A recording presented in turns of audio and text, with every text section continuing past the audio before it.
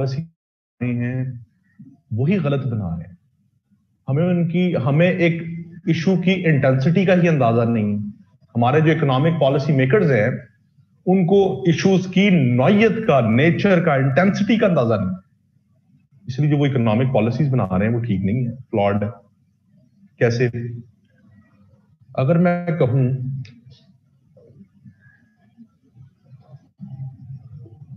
कि जरा बात या एग्जांपल गौर से सुनिएगा, हमारा जो एग्रीकल्चर सेक्टर है ना, उसमें पाकिस्तान की 45% पॉपुलेशन जो है ना वो एम्प्लॉयड है, नौकरियां करते हैं, अपनी इनपुट देते हैं।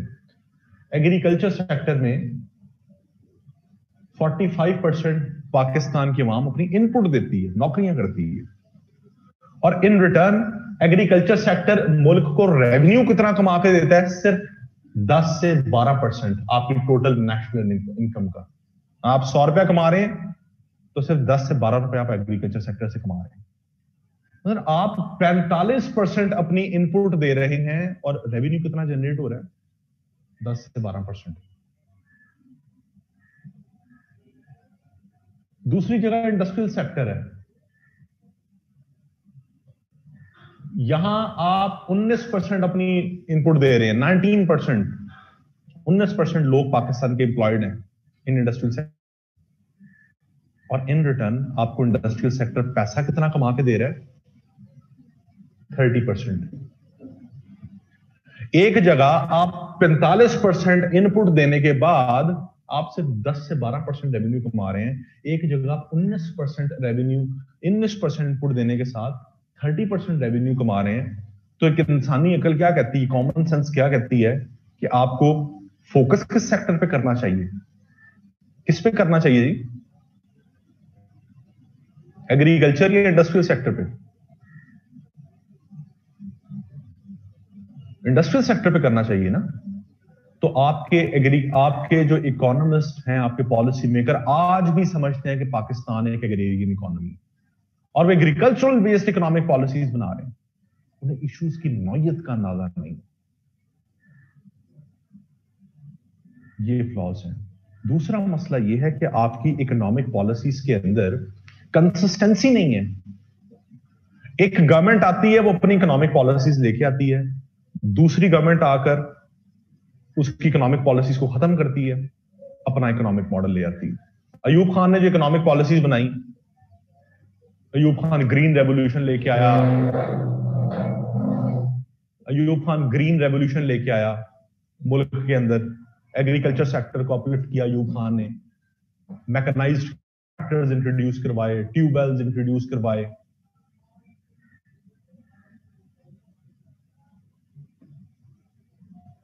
उससे मुल्क तरक्की करना शुरू हो गया। अयूब खान गया, उसके बाद भुट्टो इख्तियार में आया, भुट्टो ने सारी की सारी अयूब खान की पॉलिसीज को खत्म किया, अपना एक मॉडल ले आया नेशनलाइजेशन का। भुट्टो गया, जिया आया, जिया ने उसका मॉडल खत्म कर दिया। जिया गया, बेनजीर आई, बेनजीर अपना इकोनॉमिक मॉडल ले आई, नवाज शरीफ अपना ले आया, फिर बेनजीर अपना, फिर नवाज शरीफ अपना, फिर मुशर्रफ आया तो मुशर्रफ ने एक नया मॉडल इंट्रोड्यूस करवा दिया, कंज्यूमर क्रेडिट मॉडल, नई इकोनॉमिक पॉलिसी बना दी। वो गया, पीपल्स पार्टी आई, पीपल्स पार्टी ने कंज्यूमर क्रेडिट मॉडल को खत्म किया, अपनी इकोनॉमिक पॉलिसीज ले आई। पीपल्स पार्टी गई, नवाज शरीफ आ गया 2013 में, वो अपना मॉडल ले आया, क्रॉनी कैपिटलिज्म। नवाज शरीफ गया, इमरान खान आया, इमरान खान ने नवाज शरीफ की पॉलिसीज को खत्म किया, अपना एक मॉडल ले आया। तो क्या कर रहे हैं? आपकी कंसिस्टेंट पॉलिसी मेकिंग नहीं है, आपकी पॉलिसी मेकिंग के अंदर फ्लॉज है, कंसिस्टेंसीज नहीं है। जब आपकी पॉलिसीज कंसिस्टेंट नहीं है तो क्या हो रहा है? आप अपने सही तरह से सस्टेनेबल इकोनॉमिक ग्रोथ अचीव ही नहीं कर पा रहे।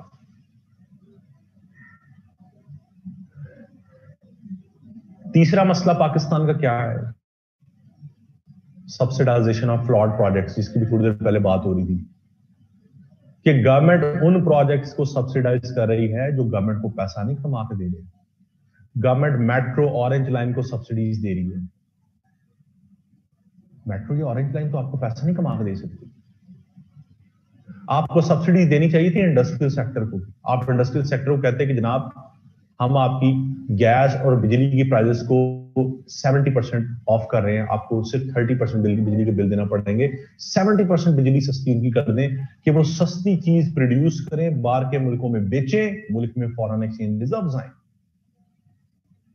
ये है सब्सिडाइजेशन ऑफ प्रोडक्टिव प्रोजेक्ट्स। इनको सब्सिडाइज करके कल को हुकूमत पैसा कमा सकती है।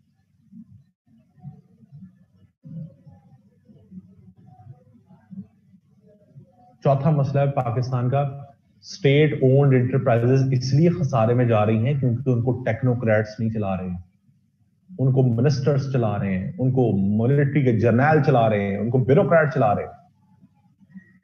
एक सीएसएस का इम्तिहान पास करके आप एक ऑर्गेनाइजेशन को तो नहीं चला सकते, उसके टेक्निकल एस्पेक्ट्स को तो नहीं पता आपको आपकी वो एक्सपर्टीज नहीं है। शेख रशीद को पता है कि रेलवे कैसे चलानी है, क्या एक्सपर्टीज है उसकी? इससे पहले साद रफीक था, उसकी क्या एक्सपर्टीज थी? ये पॉलिटिशियंस अदारों को तबाह करते हैं, ब्यूरोक्रेट्स तबाह करते हैं, जर्नल तबाह करते हैं अदारों को, इन्हें पता ही नहीं होता अदारे कैसे चलाने। वापडा का चेयरमैन, स्टील मिल का चेयरमैन, पीआईए का चेयरमैन, सारे आपके आर्म फोर्सेस लोग बैठे हैं।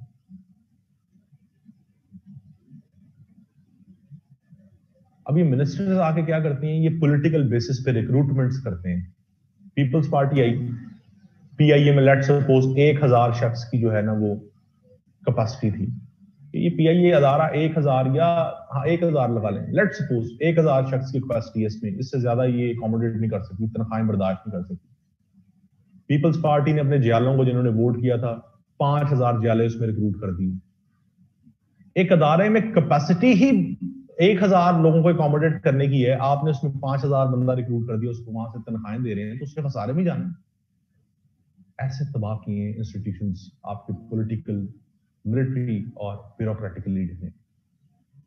अभी शेख रशीद का स्कैंडल आया था अभी 1-2 महीने पहले, रेलवे में सरकारी रिक्रूटमेंट्स आई, भर्तियां आई, अब कोई पीपीएससी इम्तिहान नहीं लेगा, एनटीएस इम्तिहान नहीं लेगा, एफपीएससी इम्तिहान नहीं लेगा, कुरानंदाजी होगी, पर्चियां डलेंगी, जिसका नाम निकल आया उसकी सरकारी नौकरी निकल जाएगी। ये कॉम्पिटेंस है आपकी। मकसद क्या है? अपने पॉलिटिकल जो अपने एरिया के उनको अकोमोडेट करना।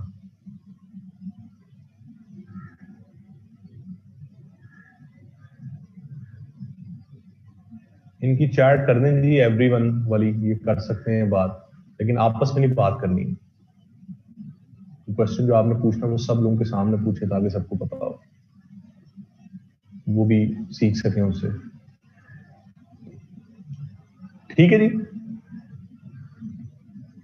तो इस तरह से, और फिर आपकी रिसर्च एंड डेवलपमेंट का ना होना, इनोवेशन का ना होना, ये एक बहुत बड़ा फ्लॉ है जिसकी वजह से आपके मसाइल आ रहे हैं।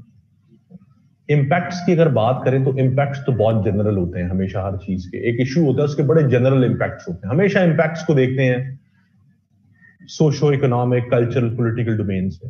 अब आप अगर बात करें कि इकोनॉमी के इम्पैक्ट्स क्या है, अनएम्प्लॉयमेंट बढ़ रही है, पॉवर्टी बढ़ रही है, क्राइम्स बढ़ रहे हैं, करप्शन बढ़ रही है। करप्शन कॉज भी है, इम्पैक्ट भी है।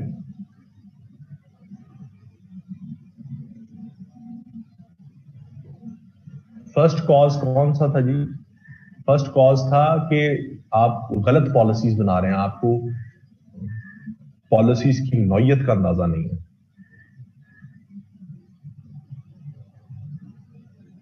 इन्फ्लेशन बढ़ रही है, ठीक है, फिर आपकी सूबों के दरमियान डिस्ट्रीब्यूशन ऑफ रिसोर्सेज फेयर नहीं है।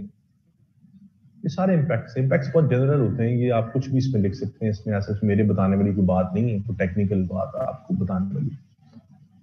आपके मुल्क में इनइक्वालिटीज बढ़ती हैं, ठीक है। अब आते हैं सॉल्यूशंस पे। हल क्या है? हल क्या है?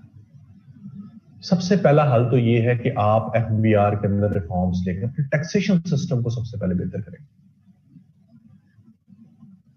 अब आप पूछ रहे थे कि जी गवर्नमेंट ने क्या इनिशिएटिव्स लिए हैं, सवाल आया था ना जब मैं टैक्स का बता रहा था, और जब मैंने कहा था कि ये हमारी सोसाइटी का फ्लॉ है। गवर्नमेंट ने इनिशिएटिव लिया है जी,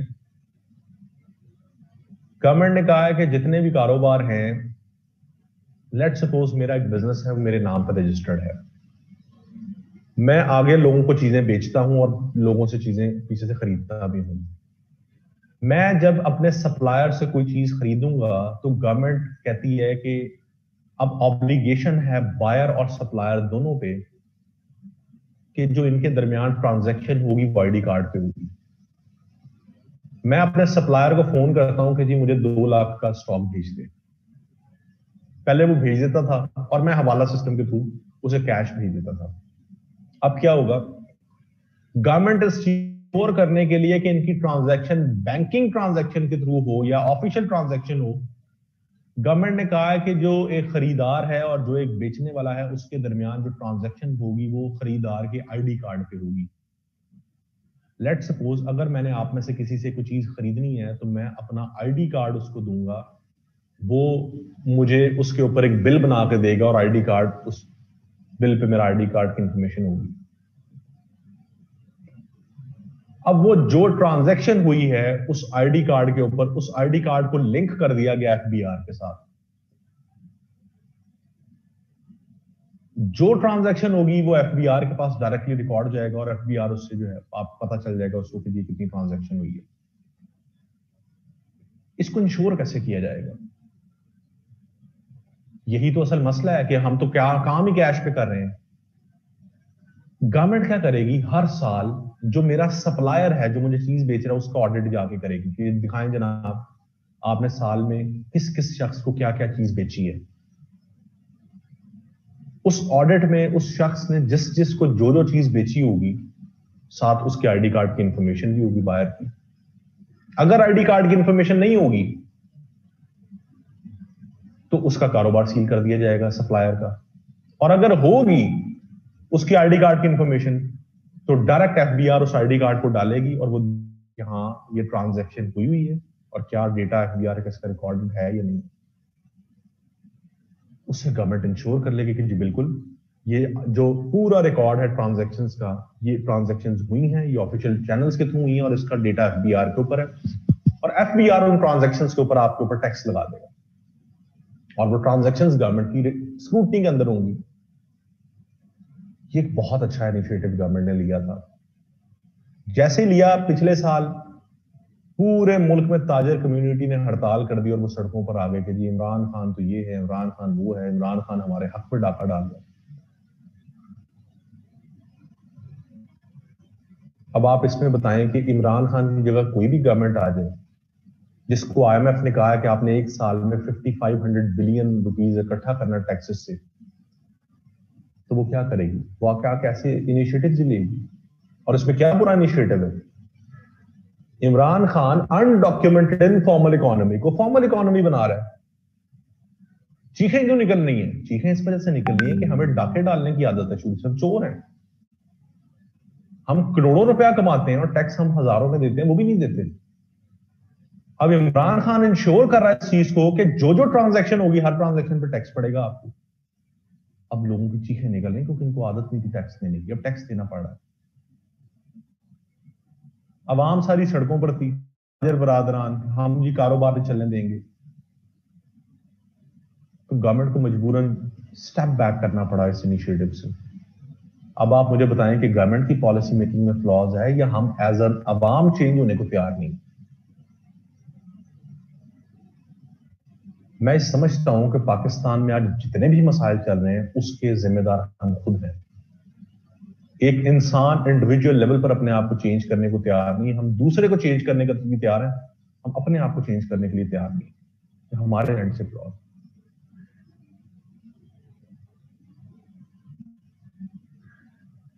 दानियाल कुछ ज्यादा ही इमोशनल हो गए।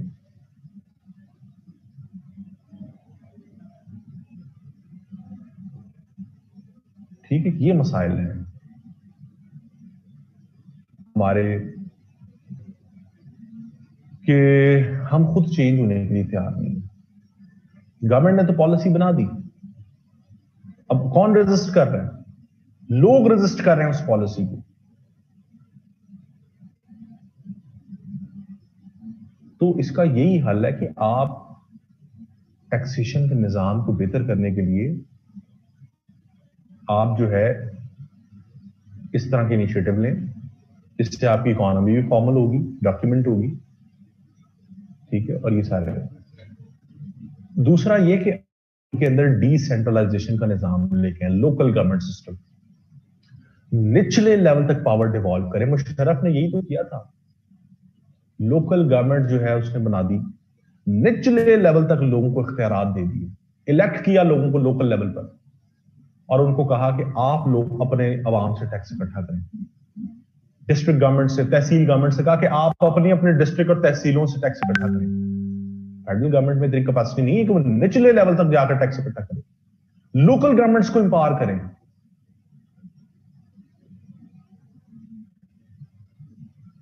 ठीक है, लोकल गवर्नमेंट्स को एम्पावर करें तो वो टैक्स इकट्ठा करें। इस कॉन्सेप्ट को कहते हैं फिस्कल फेडरलिज्म। फिस्कल फेडरलिज्म, अपनी फाइनेंशियल पावर्स को नीचे तक डिवॉल्व कर देना।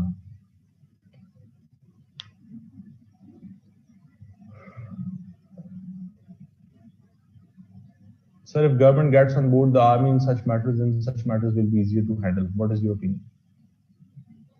देखें, इस मुल्क में सिर्फ ये मसला नहीं है, इस मुल्क में बहुत से और भी मसाइल हैं जिसकी वजह से ये पॉलिसीज इंप्लीमेंट नहीं हो पाती। मिलिट्री के भी तो अपने मसाइल है ना। आज मिलिट्री डंडे के जोर पे अवाम पे इंप्लीमेंट करवाना शुरू कर दे तो ये भी तो हो सकता है कि अवाम फ्रस्ट्रेट होकर आपके रियासती इदारों के खिलाफ खड़ी हो जाए। मिलिट्री ये भी तो नहीं चाहती कि अवाम हमारे खिलाफ। फिस्कल फेडरलिज्म, गवर्नमेंट जो है ना वो रेजिस्टेंस, ये बात सवाल ये दो तीन ही आ रहे हैं कि अगर प्रेशर ग्रुप्स होंगे, अगर ये रेजिस्टेंस चलती रहेगी तो गवर्नमेंट कैसे इनको कोप अप करेगी। गवर्नमेंट की रिट डिपेंड करता है गवर्नमेंट की गवर्नेंस से। पाकिस्तान के अंदर तो हंग पार्लियामेंट है, पाकिस्तान के अंदर कमजोर सी गवर्नमेंट है पीटीआई की, दो तीन एमएनए इधर उधर हुए तो गई गवर्नमेंट। गवर्नमेंट ने अपना सर्वाइवल भी तो करना है। गवर्नमेंट के खिलाफ एहतजाज शुरू हो जाएंगे, गवर्नमेंट के ऊपर ये जो प्रेशर ग्रुप्स प्रेशर डालेंगे, जैसे डालते हैं कि जी हम कारोबार नहीं मुल्क में चलने देंगे, इनका फायदा अपोजिशन पार्टीज उठाएंगे और एक टाइम आएगा गवर्नमेंट के खिलाफ पूरे मुल्क में प्रोटेस्ट स्टार्ट हो जाएंगे, गवर्नमेंट के ऊपर प्रेशर आ जाएगा, गवर्नमेंट को बैकआउट करना पड़ेगा। क्यों? क्योंकि गवर्नमेंट स्ट्रांग नहीं है। यही तो बता रहा हूं कि पाकिस्तान का एक मसला नहीं है, पाकिस्तान के 10,000 मसले हैं।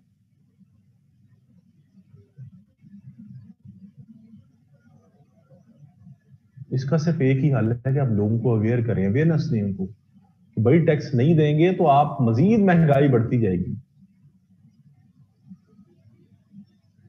और ये चीज आती है एजुकेशन से। आपकी आवाम में जितनी एजुकेशन होगी, हम तो जाहिल आवाम है, जाहिल लोग हैं हम, तो शऊर ही नहीं है हमारे अंदर।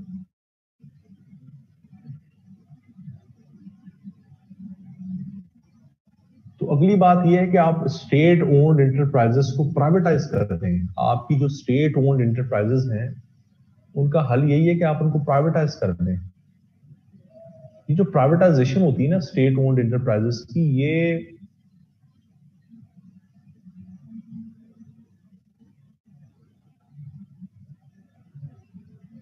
जो स्टेट ओन्ड इंटरप्राइजेस हैं या पब्लिक सेक्टर इंटरप्राइजेस हैं, ये जो खसारे में जा रही है, इनके दो हल होते हैं। एक ये कि आप प्रोफेशनल लोग लाकर बिठा दें जो आहिस्ता आहिस्ता ऐसी पॉलिसीज बनाएं कि वो इनको प्रॉफिट में ओरिएंटेड ऑर्गेनाइजेशन बना दें, या इनको प्राइवेटाइज कर दें। और बेहतर हल मेरी नजर में यही है कि आप प्राइवेटाइज कर दें इनको, क्योंकि अब इनके हालात इतने खराब हो चुके हैं स्टेट ओन्ड इंटरप्राइजेस के कि आप इनको प्रोफेशनल लोगों के थ्रू चलाने की कोशिश भी करेंगे तो ये नहीं चलेंगे, ये नहीं चल सकती। इसका एक ही हल है कि इनको प्राइवेटाइज कर दिया जाए। प्राइवेटाइजेशन से फायदे क्या होते हैं गवर्नमेंट को? प्राइवेटाइजेशन का सबसे बड़ा फायदा गवर्नमेंट को यह होता है, एक पब्लिक सेक्टर कंपनी को प्राइवेटाइज करने का, कि आप जैसे पीआईए 110 अरब का नुकसान कर रही है, हर साल आपको 110 अरब पीआईए पे लगाने पड़ते हैं, अपनी जेब से गवर्नमेंट को देने पड़ते हैं। वो 110 अरब गवर्नमेंट किसी प्रोडक्टिव रेवेन्यू में भी लगा सकती है। तो गवर्नमेंट सिंपल, कोई इन्वेस्टर आए वो कहे जी मैं पीआईए खरीदना चाहता हूँ, गवर्नमेंट उसको बेचकर जान छुड़वाए अपनी, 110 अरब से जान छूट गई जो हर साल देने पड़ते हैं। उसका खसारा भुगतना पड़ता है। पहला मसला। दूसरा मसला आपका ऐसे हल हो जाएगा कि वो जो गवर्नमेंट जो शख्स खरीद रहा है वो इसलिए तो नहीं खरीद रहा कि वो 110 अरब अपनी जेब से देगा, वो इसलिए खरीद रहा है कि वो इसको प्रॉफिट ओरिएंटेड ऑर्गेनाइजेशन बना देगा, उसको सही तरीके से चलाएगा, उसको उसमें उसका अपना इंटरेस्ट है। तो कल को जब वो उसको प्रॉफिट ओरिएंटेड ऑर्गेनाइजेशन बना देगा तो उसके ऊपर टैक्स दिया करेगा गवर्नमेंट को, गवर्नमेंट के पास रेवेन्यू आएगा। उस कंपनी में लोग कौन काम करेंगे? पाकिस्तानी लोग काम करेंगे, पाकिस्तानी लोगों को एम्प्लॉयमेंट मिलेगी, पाकिस्तानी लोग अपनी एम्प्लॉयमेंट के ऊपर टैक्स देंगे। जितनी ज्यादा एम्प्लॉयमेंट जनरेट होगी, जितने ज्यादा पाकिस्तान के लोग पैसा कमाएंगे, उतने ज्यादा आपके मुल्क में पैसे की सर्कुलेशन बढ़ेगी, जिससे आपके मुल्क में जीडीपी ग्रोथ बढ़ेगी। तो इसमें बुरी बात क्या है? बुरी बात तो कोई नहीं है।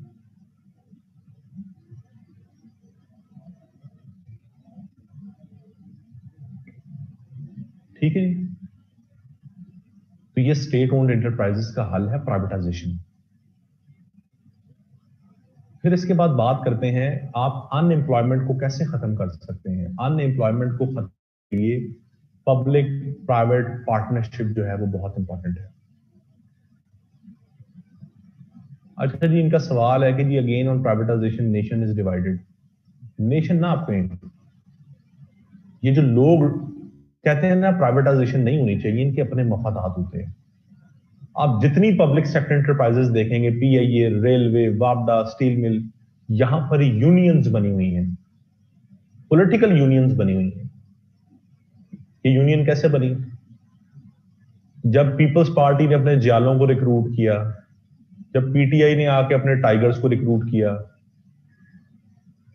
ठीक है, जब पीएमएलएन ने आकर अपने जो लोगों को वोटर्स को रिक्रूट किया, कंपनसेट किया इन स्टेट ओन्ड एंटरप्राइजेस ने, वो कौन लोग थे? वो नाअहल लोग थे जिनमें कैपेबिलिटी ही नहीं है कोई काम करने की, फारिग है ना। तो उनको कंपनसेट करने के लिए इन स्टेट ओन ऑर्गेनाइजेशंस में आप लगा देते हैं ऐसे लोगों को। अब काम तो उनको आता नहीं है उसमें करने का, और उनका काम होता भी कोई नहीं है। वो लोग फिर वहां पे सियासत करते हैं, अपनी यूनियंस बनाते हैं, अपने आप को पॉलिटिकली स्ट्रांग करते हैं इस तरह की यूनियंस, और अल्टीमेटली ये यूनियंस बना के उस अदारे की एफिशिएंसी को लूज करते हैं, उस अदारे को काम नहीं करने देते, अपने मुतालबात बनवाते हैं। अब चूंकि उनका कोई काम, क्योंकि उनकी कोई कॉम्पिटेंस नहीं है और उन्होंने सारी जिंदगी बैठकर फारिगी रह के पैसे खाने हैं, तो वो वहां पर ऐसी विशियस एजेंडास पे काम करना शुरू कर देते हैं। अब प्राइवेटाइजेशन हो गई, किसी शख्स ने वो ऑर्गेनाइजेशन खरीद ली, उस शख्स ने तो पैसा कमाना है, वो आकर सबसे पहले ये ऐसे लोगों को निकालेगा। जो काबिल आदमी होता है उसकी हर जगह एक अहमियत होती है। वो प्राइवेट आकर, जो शख्स आकर एक इन्वेस्टर खरीद रहा है, वो एक काबिल आदमी को नहीं निकालेगा, वो इस तरह के जाहिल आदमियों को निकालेगा जो बर्डन थे उसके ऊपर, उस कंपनी पे,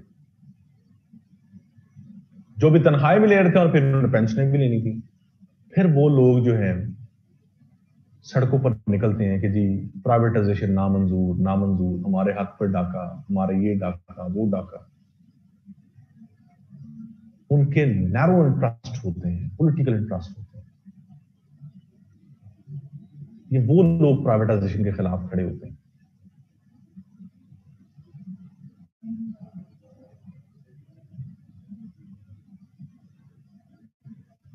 तो समझ आएगी इस चीज की। अच्छा जी, आगे अनएम्प्लॉयमेंट को खत्म करने के लिए जरूरी है कि आप पब्लिक प्राइवेट पार्टनरशिप प्रोजेक्ट्स करें। पब्लिक प्राइवेट पार्टनरशिप प्रोजेक्ट क्या है? ये गवर्नमेंट ने भी अनाउंस किया जी 50 लाख घर बना रहे हैं। क्या गवर्नमेंट के पास इतनी कैपेसिटी या पैसे हैं, रिसोर्सेज हैं जो बना सकती है? नहीं है। गवर्नमेंट प्राइवेट सेक्टर को कहती है कि जनाब आप हमारे मुल्क में आके इन्वेस्ट करें हाउसिंग इंडस्ट्री में, हम आपको सस्ती जमीन देते हैं, सस्ती लेबर देते हैं, सस्ता रॉ मटेरियल देते हैं, हम आपको टैक्स एग्जम्पशंस देते हैं, हम आपको हर तरह से फैसिलिटी देते हैं। जो एक घर 1 करोड़ का बना था वो आप 25 लाख में बनाए, 30 लाख में बनाए, हर चीज तो सस्ती कर दी। तो प्राइवेट सेक्टर इन्वेस्ट कर रहा है, गवर्नमेंट उसको फैसिलिटेट कर रही है विद सब्सिडीज। प्राइवेट सेक्टर आएगा, वो घर बनाएगा, 50 लाख घर भी बन जाएंगे, वो घर पाकिस्तानी लोग खरीदेंगे। प्राइवेट सेक्टर ने पैसे कमा लिए, घर भी बन गए, सस्ते लोगों को घर भी मिल गए, काम भी हो गया। अब ये जो घर बनेंगे, जो हाउसिंग इंडस्ट्री है, ये मोर देन 100 इंडस्ट्रीज इससे लिंक्ड है। आपने घर बनाना है तो आपको क्या चाहिए? आपको ईंटें चाहिए, आपको बजरी चाहिए, आपको रेत चाहिए, आपको आयरन चाहिए, सरिया जिसे कहते हैं, आपको पेंट चाहिए, आपको किचन अप्लायंसेस चाहिए, आपको आपको फर्नीचर चाहिए है, आपको एक छोटे से छोटे कील से, नट से लेकर आपको बड़ी से बड़ी चीज चाहिए। More than 100 industries are linked to the housing industry. अब आप देखें 50 लाख अगर घर बनते हैं तो कितने बड़े लेवल पर पाकिस्तान में रेवेन्यू एम्प्लॉयमेंट जनरेट होगी। एक लेवल से लेकर एक मैनेजरियल लेवल तक हर इंडस्ट्री 100 से ज्यादा इंडस्ट्रीज अपलिफ्ट हो जाएंगी। These are called public-private partnership projects.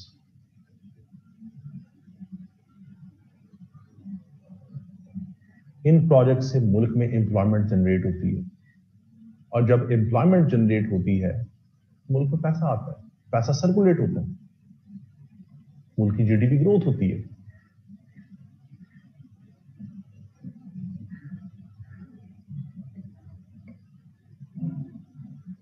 इसी तरह से हम बात करते हैं टूरिज्म सेक्टर की। पाकिस्तान के अंदर टूरिज्म पोटेंशियल है $40 अरब का। पाकिस्तान एक साल में $40 अरब कमा सकता है, $40 अरब सिर्फ टूरिज्म से एक साल। अगर आप अपनी टूरिज्म पे इंफ्रास्ट्रक्चर डेवलप कर रहे हैं, अगर आप अपनी पॉलिसीज बेहतर कर रहे हैं, जो कि अभी इस गवर्नमेंट ने किए भी आके कुछ इनिशिएटिव दिए, इन्होंने 165-170 मुल्कों को जो है वो online visa, e visa services दे दी हैं। कुछ मुल्कों को जो है विदाउट वीजा अलाउ कर दिया कि आप पाकिस्तान आ सकते हैं, ठीक है, ऑन अराइवल वीजा सर्विसेज दे दी हैं। इंफ्रास्ट्रक्चर डेवलपमेंट कर रहे हैं, सिक्योरिटी सर्विसेज को बेहतर कर रहे हैं। पाकिस्तान में एक साल में $40 अरब का पोटेंशियल है। आपके पास तो अभी $2 से $3 अरब भी नहीं है मुल्क चलाने के लिए, आपने IMF से कर्जे पकड़े हुए। एक टूरिज्म इंडस्ट्री आपके पूरे मुल्क को खड़ा कर सकती है। तो टूरिज्म के ऊपर ज्यादा से ज्यादा काम करें, अपनी पॉलिसीज जो है वो बनाएं जो आपको कंपनसेट करें, प्रमोट करें टूरिज्म को पाकिस्तान में।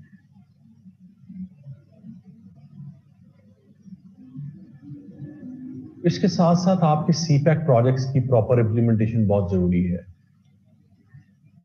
आपने सीपैक में चाइना से मजीद आप जो है बात करें कंपनसेशंस में।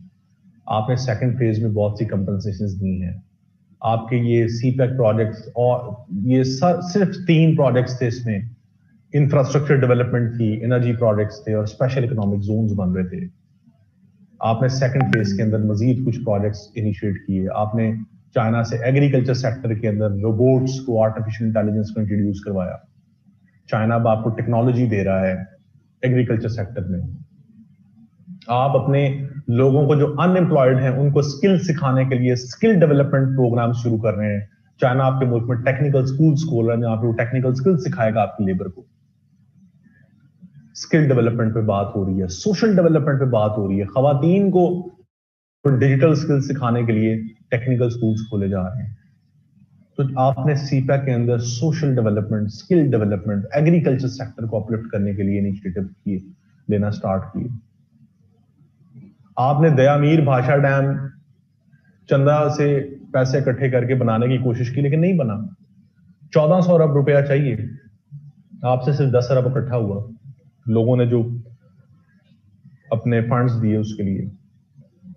आपने सीपैक के अंदर चाइना से कहा जी बना दे, चाइना आज दयामीर भाषा डैम बना रहा है आपको सीपैक के अंदर। इसी तरह से जो थर्ड फेज है उसमें आप चाइना को इंसेंटिव दे सकते हैं, चाइना की कंपनीज को, कि वो पाकिस्तान आए। आप उनको सस्ती जमीन, सस्ती लेबर दें, वो यहां आके artificial intelligence, robotics, electric mobility, बिजली पे चलने वाली गाड़ियां, बसेस, बाइक्स बनाए। आपके मुल्क में वो इंडस्ट्रीज लगे, मैन्युफैक्चरिंग इंडस्ट्रीज, उससे क्या होगा, आपके मुल्क में टेक्नोलॉजी ट्रांसफर होगी।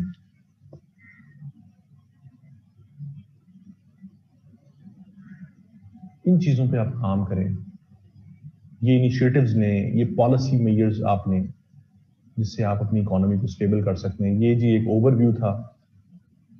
इस इकोनॉमी बहुत वास्ट टॉपिक है, जितनी हमने अभी तक बात की है इससे ज्यादा टाइम में हम और लगा सकते हैं, बहुत सी और बातें हैं, लेकिन चूंकि हमने इस टाइम फ्रेम को देखते हुए हमने एक और ऐसे भी पढ़ना है, तो इसको हम यहाँ पे वाइंड अप करते हैं। यहां तक किसी किस्म का कोई आइडिया, आपको कुछ चीज समझ नहीं आई, कोई इसमें रॉकेट साइंस लगी हो, कुछ चीज मुश्किल लगी हो, तो आप पूछ सकते हैं।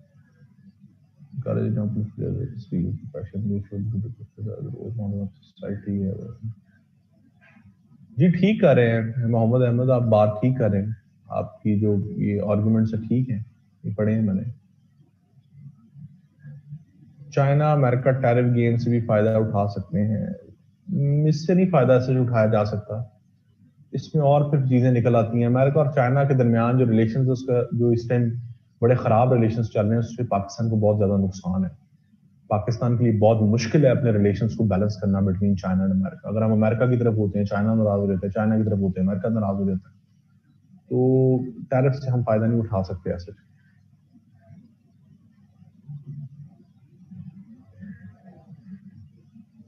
इसमें फैक्ट्स एंड फिगर्स या किसी पार्टी के अगेंस्ट, हम किसी पार्टी के अगेंस्ट ना लिखें, फैक्ट्स एंड फिगर्स जरूर डालें।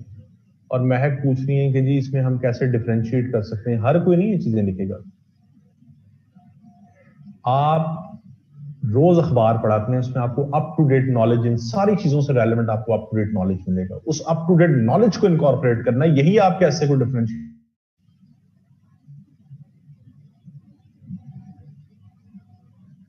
किसी पार्टी के अगेंस्ट नहीं लिखते। आई हैव हर्ड न्यूज आप भी अटेम्प्ट, जी मैं अपीयर हो रहा हूँ J21 में। What is the maximum age of attempt with relaxation? 30 years है जी, आपकी एज 30 इयर्स होनी चाहिए। लास्ट एज जो है मैक्सिमम एज 30 इयर्स है, इससे एक्सीड नहीं करनी चाहिए।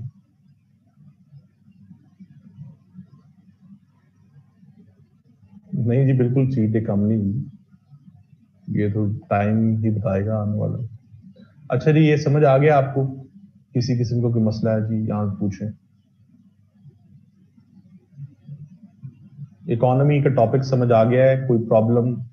महानूर, मोमल, दाऊद, हमाद, जुनैरा, गिना, तलहा, एहसन, आमना, उसवा, हिना, अहमद। आमना से याद आया, आमना वीडियो तो नहीं बना रही मेरी आप? याद आ गया मुझे।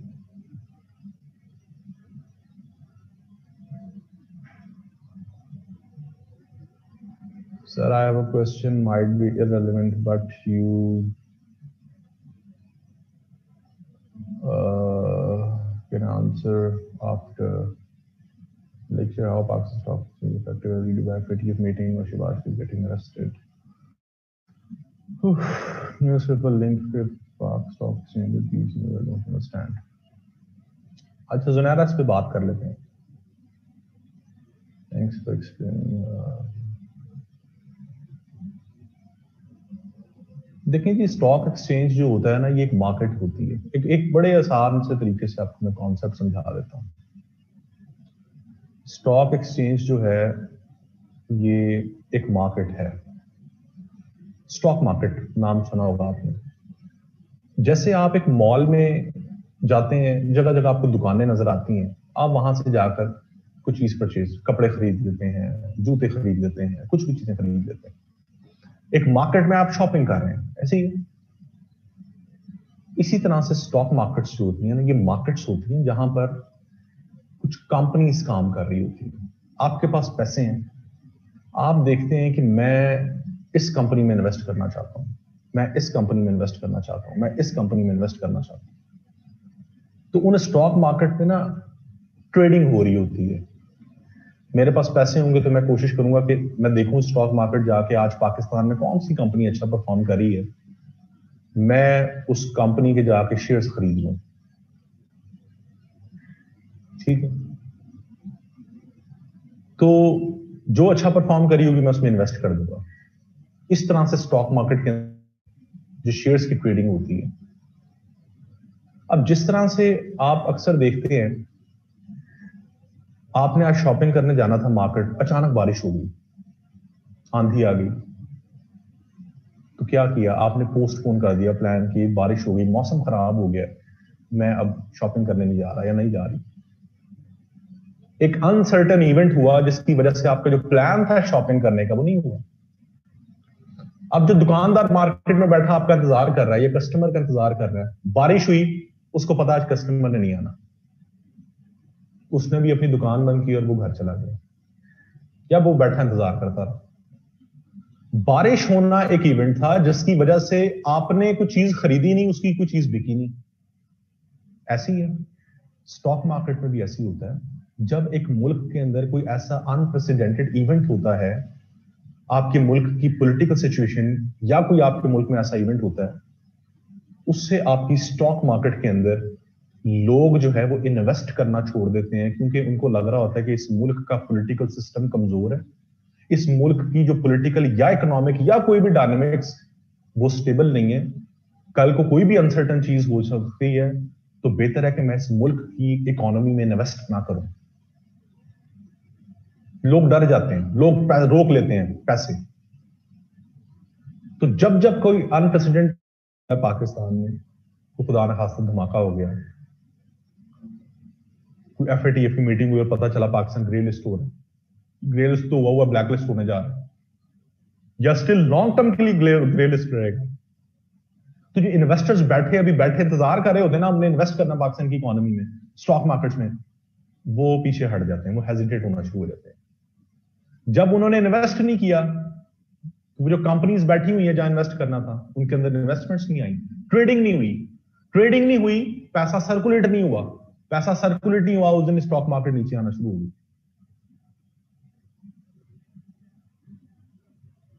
बात समझ आई? जी, किसने पूछा था सवाल? कुछ समझ आई बात की? ये इस तरह से होता है कि जो कुछ इवेंट्स होने की वजह से आपके अप्स एंड डाउन होते हैं। ये जो पॉइंट सिस्टम होते हैं ना, ये इंडेक्स होते हैं, ये मैथमेटिकल स्टैटिस्टिकल टूल्स होते हैं जो मैयर कर रहे होते हैं कि स्टॉक मार्केट कितनी नीचे आई है, कितनी ऊपर गई है। ये जो नीचे ऊपर का कॉन्सेप्ट है, डेविएशन का कॉन्सेप्ट है, ये जो कॉन्सेप्ट होता है, इनको कुछ स्टैटिस्टिकल टूल्स के थ्रू इनकी एक्यूरेसी चेक की जाती है कि अगर मैं कहूं कि आज स्टॉक मार्केट गिर गई तो कितनी गिरी, मुझे उसकी इंटेंसिटी का भी तो पता होना चाहिए। इसके लिए पॉइंट्स होते हैं, स्टैटिस्टिकल टूल्स होते हैं, जिनके थ्रू मैयर करते हैं कि आज मुल्क में कारोबार इतने कम हुए हैं या इतने ट्रेडिंग इतनी कम हुई है, इतनी ज्यादा हुई है। उनके पीछे वो स्टैटिस्टिकल टूल्स होते हैं जिन्हें हम कहते हैं पॉइंट्स, इतने पॉइंट से स्टॉक मार्केट शूट कर गई, इतने पॉइंट से गिर गई।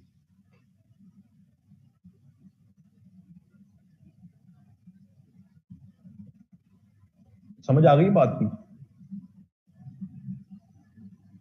हाँ जी, नेक्स्ट करते हैं जी स्टार्ट। अच्छा जी, हमारा जो नेक्स्ट टॉपिक है इसका मैं ओवरव्यू दे देता हूं, इसके लिए मैं आपको सोर्सेज भी बता देता हूं। नेक्स्ट नेक्स्ट टॉपिक है डिजिटाइजेशन। डिजिटाइजेशन, ठीक है। 2020 में एक टॉपिक आया, उसी को डिस्कस कर लेते हैं। Is Pakistan ready for digital revolution? इसी तरह का ऐसे जरूर आएगा दोबारा। डिजिटल टेक्नोलॉजी पे इस साल बहुत ज्यादा काम हुआ है। पाकिस्तान, इसका सोर्स है पाकिस्तान की डिजिटल पॉलिसी 2019-20। ये लाजमी पढ़ें, जरूर आएगा ये क्वेश्चन, लाजमी इस पे जरूर आएगा। पाकिस्तान की डिजिटल पॉलिसी 2019-20 आप लोगों ने जरूर पढ़नी है।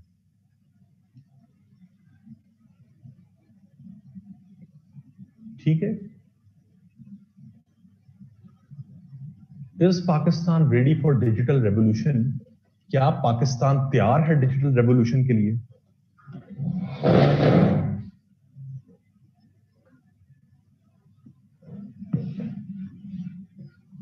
मैं जरा पहले मेन आइडिया और अलाइड आइडियाज को डिस्कस करते हैं। Is Pakistan ready for digital revolution? आप लोग क्या समझते हैं, पाकिस्तान रेडी है डिजिटल रेवोल्यूशन के लिए या नहीं रेडी?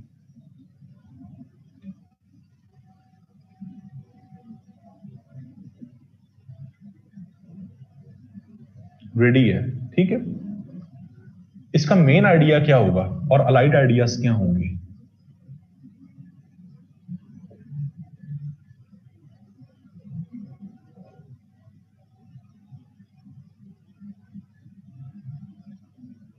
क्या होंगे जी अलाइड और मेन आइडियाज क्या होंगे इसके?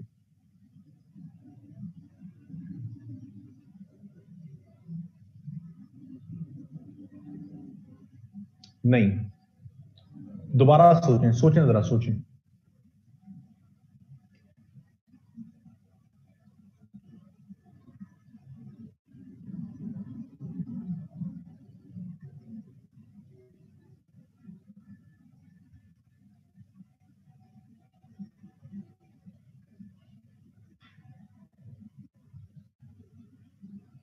आपका मेन आइडिया होगा, आप बताएंगे कि पाकिस्तान कैसे रेडी है। जब आप बात करेंगे जी रेडी है, तो आप ये नहीं बताएंगे कि how is Pakistan ready for digital revolution, how, कौन से फैक्टर्स हैं जो पाकिस्तान को लीड कर रहे हैं टुवर्ड्स डिजिटाइजेशन, जो बता रहे हैं कि पाकिस्तान रेडी है, ठीक है ना? Parameters, yes, parameters that depict Pakistan is ready for digital revolution. Allied ideas क्या हो सकते हैं? क्या हम ये कह सकते हैं जी पाकिस्तान रेडी है, तैयार है, लेकिन पाकिस्तान के रास्ते में कुछ रुकावटें हैं, चैलेंजेस हैं, हर्डल्स हैं, हमें उन हर्डल्स को कोप अप करने की जरूरत है। Way forward, challenges, way forward, समझ आ गई? हम कहेंगे जी हमारा स्टांस क्या होगा, थीसिस स्टेटमेंट क्या होगी?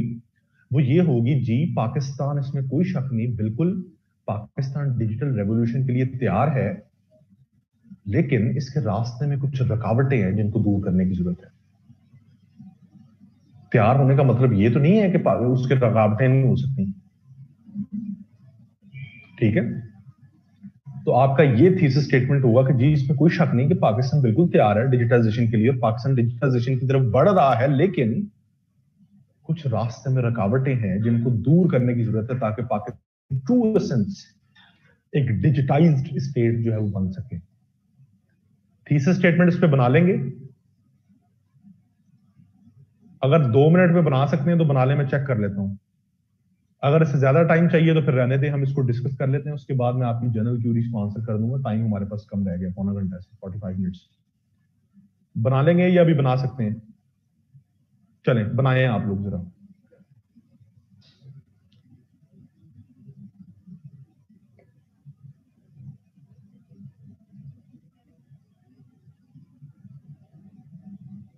बनाए जी थीसिस स्टेटमेंट, 2 मिनट लेने से ज्यादा नहीं टाइम है हमारे पास।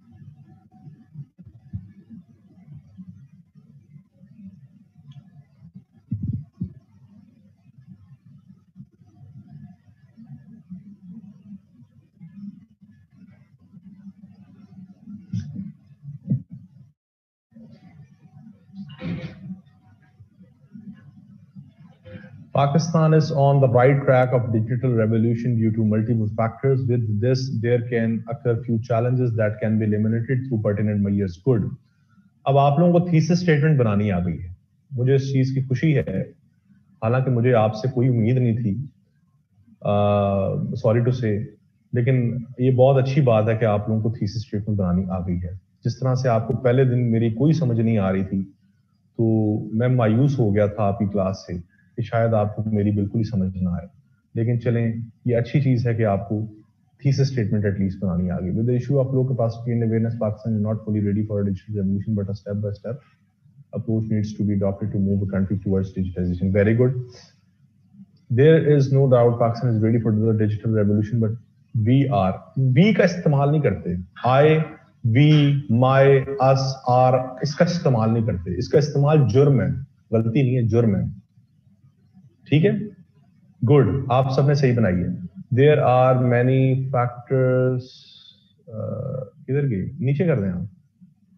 मैं रैंडमली पढ़ रहा हूँ, अब मेरे पास टाइम नहीं है इस टाइम सबकी पढ़ूं, रैंडम पढ़ रहा हूँ मैं सबकी, तो मुझे अंदाजा हो रहा है कि आप सब लोगों की थीसिस स्टेटमेंट ठीक है। ठीक है जी।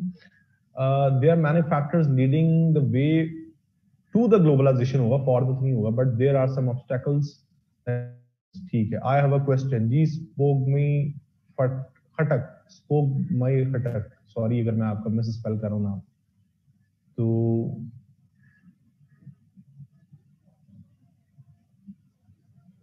क्या क्वेश्चन है आपका? आप माइक ऑन करवाना चाहती हैं, अपना अनम्यूट करवाना चाहती हैं, आप लिख कर पूछना चाहती हैं? पूछने में जवाब दे देता हूँ सर। 12 बजे जी हम जी डिस्कस कर लेंगे उसको भी। मैं अभी आपसे ये ऐसे डिस्कस कर लूं तो फिर हम उसको डिस्कस करेंगे। Pakistan is ready for the digital revolution but is facing some challenges which can be addressed by taking some pertinent measures. Pakistan is hopeful towards digitization although some challenges are in way. Solutions की भी अवैस इसमें बात करें। Aga Pakistan most certainly is on the road to digitization which is discernible on the national horizon but some challenges needs to be surmounted in order to hit the digital bullseye. आगा आप complex words use कर रहे हैं, आपकी पिछली भी मैंने देखी थी उसमें भी वर्ड्स इतने कम्प्लेक्स नहीं होने चाहिए, सिंपल रखते हैं हमेशा थीसिस स्टेटमेंट। ये अच्छी है लेकिन ये आपने इडियोमैटिक वर्ड्स इसमें यूज नहीं करने। इडियोमैटिक लैंग्वेज कभी भी इस्तेमाल नहीं करते थीसिस स्टेटमेंट के अंदर। It must be to the point, concise and full of gravity. ठीक है। Pakistan is moving towards digitalization as indicated by many factors but it has some needs to be met so these must be overcome over time। ठीक है, बिल्कुल सही है जी। आप लोगों ने जितनी थीसिस स्टेटमेंट्स मैंने पढ़ी हैं मुझे अंदाजा हो गया है कि आप लोगों को थीसिस स्टेटमेंट बनानी आ गई है। इंटरप्रिटेशन ऑफ द टॉपिक बहुत इंपॉर्टेंट चीज होती है, मेन आइडियाज और लाइट आइडियाज अगर आप ये सही कर लें तो आप जो है वो बिल्कुल आपका ऐसे पास हो सकता है। आपको सबसे इंपॉर्टेंट चीज इंटरप्रिटेशन ऑफ द टॉपिक होती है थीसिस स्टेटमेंट। थीसिस स्टेटमेंट आपको बनानी आ गई है, इंटरप्रिटेशन आप लोगों ने अपने तौर पर प्रैक्टिस करते रहना है। ठीक है। हमारे पास 6 ही लेक्चर हैं, 6 लेक्चर्स के अंदर हम इतना ही कर सकते थे जितना किया है। 3 लेक्चर्स मैंने आपको स्ट्रक्चर पढ़ाया, उसके बाद 3 लेक्चर्स में हमने इन चीजों को डिस्कस किया। तो एक इस छोटे से टाइम पीरियड में हम इतना ही कर सकते थे, इतना हमने कर लिया है। अपने एंड पे आपने इन चीजों की प्रैक्टिस करते रहना, इंशाल्लाह आपका ऐसे फेल नहीं होगा। स्टूडेंट्स का सबसे बड़ा मसला ये होता है कि उनको थीसिस स्टेटमेंट बनानी नहीं आती, उन्हें पता ही नहीं होता कॉन्सेप्ट क्या है। तो आपकी तो ये बहुत अच्छी बात है, मुझे इस चीज की लिटरली खुशी है कि आप सब लोग सही बना रहे हैं थीसिस स्टेटमेंट, आपको कोई इश्यूज नहीं है। इस चीज को आगे आपने जारी रखना। जी मैं स्पोक में ही आपके ही आ रहा हूँ क्वेश्चन के ऊपर। In thesis statement do we have to make 2 parts of it. जरा ऊपर कीजिएगा जी, स्पोक में का ये दिखाइएगा। Sir, in thesis statement, do we have to make 2 parts of it? One part will be a declarative statement sentence which will explain our stance, and in the second part, do we have to necessarily tell about the challenges and problems? Spoke में कभी भी कम करते चीजों को, हर ऐसे की statement different है। आप डिपेंड करता है उसमें आप मेन आइडियाज और अलाइड आइडियाज का क्या रख रहे हैं। अगर मैं आपको कह दूं कि हाँ जी जो आप सवाल पूछ रही है बिल्कुल ठीक है, ऐसे ही करना है, तो ये हर ऐसे में अप्लाई नहीं होता। ठीक है। थीसिस स्टेटमेंट सिर्फ एक सिंपल सा स्टैंस है, ये आप बिल्कुल इस पे कंफ्यूज ना हो जो आप सवाल पूछ रही हैं। Thesis statement must be your stance, आपका मौकफ। आप उसमें कौन से आइडियाज डिस्कस कर रहे हैं, मेन आइडियाज और लाइट आइडियाज क्या है, वो आपकी थीसिस स्टेटमेंट में नजर आने चाहिए। जस्ट आपने सिंपल स्टांस लेना कि मेरा इस टॉपिक के ऊपर ये स्टांस है। उसमें 2 पार्ट्स में डेक्लेरेटिव स्टेटमेंट, चैलेंजेस को, इसमें इतना कंफ्यूज होने वाली कौन सी बात है? बात समझ आ गई? बिल्कुल इसमें आपने क्लियर रहना है, इसमें कोई परेशान होने वाली बात नहीं है।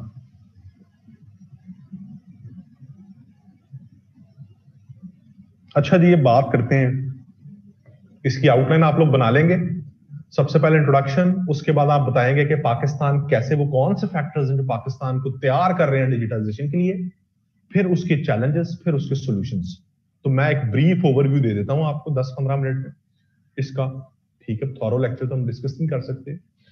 पाकिस्तान की डिजिटल पॉलिसी आप पढ़ लेंगे तो सारी बातें उसमें लिखी हैं जो मैं आपको कह रहा हूं। सबसे पहले जी हम बात अगर करें कि पाकिस्तान कैसे तैयार है डिजिटल रेवोल्यूशन के लिए, तो कौन सी डेवलपमेंट्स है जिनको हम देखते हुए कह रहे हैं जी पाकिस्तान बिल्कुल तैयार है। नंबर 1, पाकिस्तान में इस टाइम पे जो डेमोक्रेटिक सिस्टम है वो किसके ऊपर बेस करता है? आपके इलेक्शन प्रोसेस के ऊपर। आप सबसे पहले अपने डेमोक्रेसी को फ्लरिश करने के लिए आप अपने इलेक्टोरल सिस्टम के अंदर रिफॉर्म्स लेके आ रहे हैं। नंबर 1, आप इलेक्ट्रॉनिक वोटिंग का जो है वो कॉन्सेप्ट लेके आ रहे हैं। इसके ऊपर बात हो रही है और इसके ऊपर कानून साजी होने जा रही है कि इलेक्ट्रॉनिक वोटिंग हो, आप अपने थंब इंप्रेशन से वोट करें, और डिजिटल वोटिंग का कॉन्सेप्ट आ रहा है। इससे क्या होगा, जो धांधली वाला जो शोर शराबा होता है हर दफा का, वो खत्म हो जाएगा। दूसरा ये कि आपने 2018 के अंदर भी एक एप्लीकेशन जो है वो लॉन्च की, जिसका मकसद था कि जो आपकी कॉन्स्टिट्यूएंसीज में वोटिंग हो रही थी और वो वोट काउंट्स हो रहे थे, जो प्रिजाइडिंग ऑफिसर काउंट कर रहे थे, उनको आपने एप्लीकेशन दे दी मोबाइल पे कि वो वोट काउंट करके फौरन से पहले उस एप्लीकेशन पे अपलोड करें रिजल्ट, ताकि वो एप्लीकेशन इलेक्शन कमीशन है उसके हेड ऑफिस में पहुंचता जाए और इलेक्शन कमीशन विदाउट एनी डिस्ट्रॉक्शन अपने रिजल्ट अनाउंस करता जाए। उस इलेक्शन प्रोसेस को बेहतर करने के लिए आपने एक डिजिटल एप्लीकेशन इंट्रोड्यूस करवाई थी 2018 के इलेक्शन में। वोटिंग जो वोट काउंट्स है उसके अमल को एफिशिएंट बनाने के लिए ये भी एक अच्छा एक इनिशिएटिव था towards reforming your electoral system and that will ultimately flourish your democracy. तो पहली चीज ये। दूसरी चीज ये कि आप अपने जुडिशियल सिस्टम को बेहतर करने के लिए, स्पीडी जस्टिस को इंश्योर करने के लिए आपने अभी रिसेंटली ई कोर्ट्स, इलेक्ट्रॉनिक कोर्ट्स का सिस्टम जो है वो इंट्रोड्यूस करवाया है। इलेक्ट्रॉनिक कोर्ट्स, अब आपके सुप्रीम कोर्ट के जजेस सुप्रीम कोर्ट में बैठकर जो बाकी सूबे हैं उनके cases electronically through video links उनके वो केसेस सुनकर फैसले कर सकते हैं।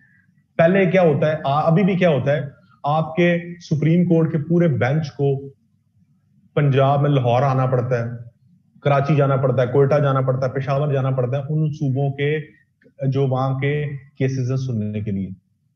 आप कहते हैं ना जी आज चीफ जस्टिस साहब लाहौर रजिस्ट्री में आए थे, आज चीफ जस्टिस साहब पेशावर रजिस्ट्री गए, आज चीफ जस्टिस साहब कोयटा रजिस्ट्री गए। रजिस्ट्री मींस सब branches of the supreme court. वो हर प्रोविंशियल कैपिटल के अंदर है, तो इसलिए हर सूबे के केसेस सुनने के लिए जो सुप्रीम कोर्ट है वो उनके सूबों में पूरा बेंच को मूव करना पड़ता है। वो हर महीने जाते हैं, चारों सूबों में जाते हैं, वहां जाकर उनके केसेस सुनते हैं, फिर आप वापस आगे इस्लामाबाद आते हैं। इससे क्या है, आपका जस्टिस सिस्टम आहिस्ता आहिस्ता उसमें फ्लॉज है। आपने क्या किया, उसको इलेक्ट्रॉनिक जस्टिस सिस्टम, आपने ई कोर्ट्स का सिस्टम मुतारिफ करवा दिया। भी रिसेंटली जस्टिस खोसा ये करके गए। तो समझ आ गई पहले दो पॉइंट्स। आप अपने गवर्निंग सिस्टम को बेहतर करने के लिए बहुत से इनिशिएटिव लिए। नंबर 1, पहला इनिशिएटिव आपने लिया पाकिस्तान सिटीजन पोर्टल के नाम से आपने एक एप्लीकेशन बनाई है, जहां पर लोग अपने कंसर्न्स गवर्नमेंट तक, शिकायतें, कंप्लेंट्स जो है वो पहुंचा सकते हैं। गवर्नमेंट उनको रिस्पॉन्ड करती है। ये पर्सनली मैंने खुद इसको इस्तेमाल किया हुआ। पर्सनली मैंने पाकिस्तान सिटीजन पोर्टल को इस्तेमाल किया। हम एक दफा खाना खाने गए दोस्त वगैरह, लाहौर में एक रेस्टोरेंट है लाल किला, ये वेल रेप्यूटेड रेस्टोरेंट है। ये टैक्स चोरी कर रहा था, इतना बड़ा रेस्टोरेंट टैक्स चोरी कर रहा था। हमें कैसे पता चला, मेरा एक दोस्त है मेरे साथ, चार्टर्ड अकाउंटेंट है वो, हम खाना खा रहे थे, हमें बिल आया, तो बिल के अंदर जो टैक्स था वो डाला हुआ था। मेरे दोस्त ने चेक करने के लिए देखा, उसने मैनेजर को बुलाया, उसने कहा कि आप मुझे अपना PNTN नंबर दें जिससे मुझे पता चल सके कि आप टैक्स पे करते हैं। आप हमसे तो टैक्स ले रहे हैं, आगे आप गवर्नमेंट को टैक्स दे रहे हैं नहीं, ये मैंने चेक करना है, आप जरा PNTN नंबर दिखाएं। उसने कहा सर ये हमारा NTN नंबर ले लें। मेरे दोस्त ने उससे कहा कि NTN नंबर होने का कतन मतलब ये नहीं है कि आप टैक्स पेयर हैं, आप मुझे PNTN नंबर अपना दिखाएं। तो उसके रंग उड़ गए। तो उसने कहा सर आप टैक्स ना दें, कोई बात नहीं, हम आपको टैक्स एग्जाम कर दें। हमने कहा नहीं, हम टैक्स देंगे, हम क्यों नहीं टैक्स देंगे, आप बताएंगे आप आगे टैक्स दे रहे हैं नहीं। तो टैक्स चोरी कर रहे थे। हमने उस बिल की जो है वो पिक्चर ली और बिल की पिक्चर लेके पाकिस्तान सिटीजन पोर्टल पे हमने अपलोड कर दी और बता दिए कि जी ये ऐसे टैक्स चोरी कर रहे हैं। विद मेरा ख्याल 24 आवर्स या 48 आवर्स हमें पाकिस्तान सिटीजन पोर्टल की तरफ से कॉल आई। उन्होंने हमें कहा कि जी आपका बहुत शुक्रिया, आपने हमें ये भेजी है, हमने पंजाब रेवेन्यू अथॉरिटी को ये भेज दिया आपकी कंप्लेंट। पंजाब रेवेन्यू अथॉरिटी जो है इसके ऊपर कार्रवाई करेगी। एक हफ्ते बाद हमें पंजाब रेवेन्यू अथॉरिटी का फोन आया। उन्होंने कहा जी कि आपकी हमें कंप्लेन मौसूल हुई है और आपकी कंप्लेन बिल्कुल ठीक है, हमने देखा है कि यहाँ पर टैक्स चोरी हो रहा है, हम इनके खिलाफ कार्रवाई करेंगे और आपकी बड़ी मेहरबानी। खैर कार्रवाई हुई होगी या नहीं, फाइन हुआ होगा या नहीं भी हुआ होगा, एटलीस्ट आपके पास एक फोरम मौजूद है जहां आप कंप्लेंट्स कर सकते हैं। मेरी एक स्टूडेंट है, वो एक प्राइवेट स्कूल में पढ़ाती है। मुझे एक दिन उस बेचारी का फोन आया, बड़ी परेशान थी कोरोना के दिनों में। वो कहती कि सर मुझे कोई बताएं सोल्यूशन, ये कि मैं क्या करूं, ये लोग जो है यहाँ पे तनख्वाह नहीं दे रहे और मैं छोड़ नहीं सकती अपनी ये जॉब। मेरी तनख्वाह के ऊपर जो मेरी मैं अपना घर चलाती हूँ, तो मुझे तो ये सैलरी नहीं दे रहे, 2 महीनों से सैलरी रोकी हुई स्कूल वालों ने। मैंने उससे यही कहा कि तुम पाकिस्तान सिटीजन पोर्टल के ऊपर करो। उसने पाकिस्तान सिटीजन पोर्टल पे किया और विद इन 48 आवर्स जो है उसको रिस्पॉन्ड किया पाकिस्तान सिटीजन पोर्टल ने।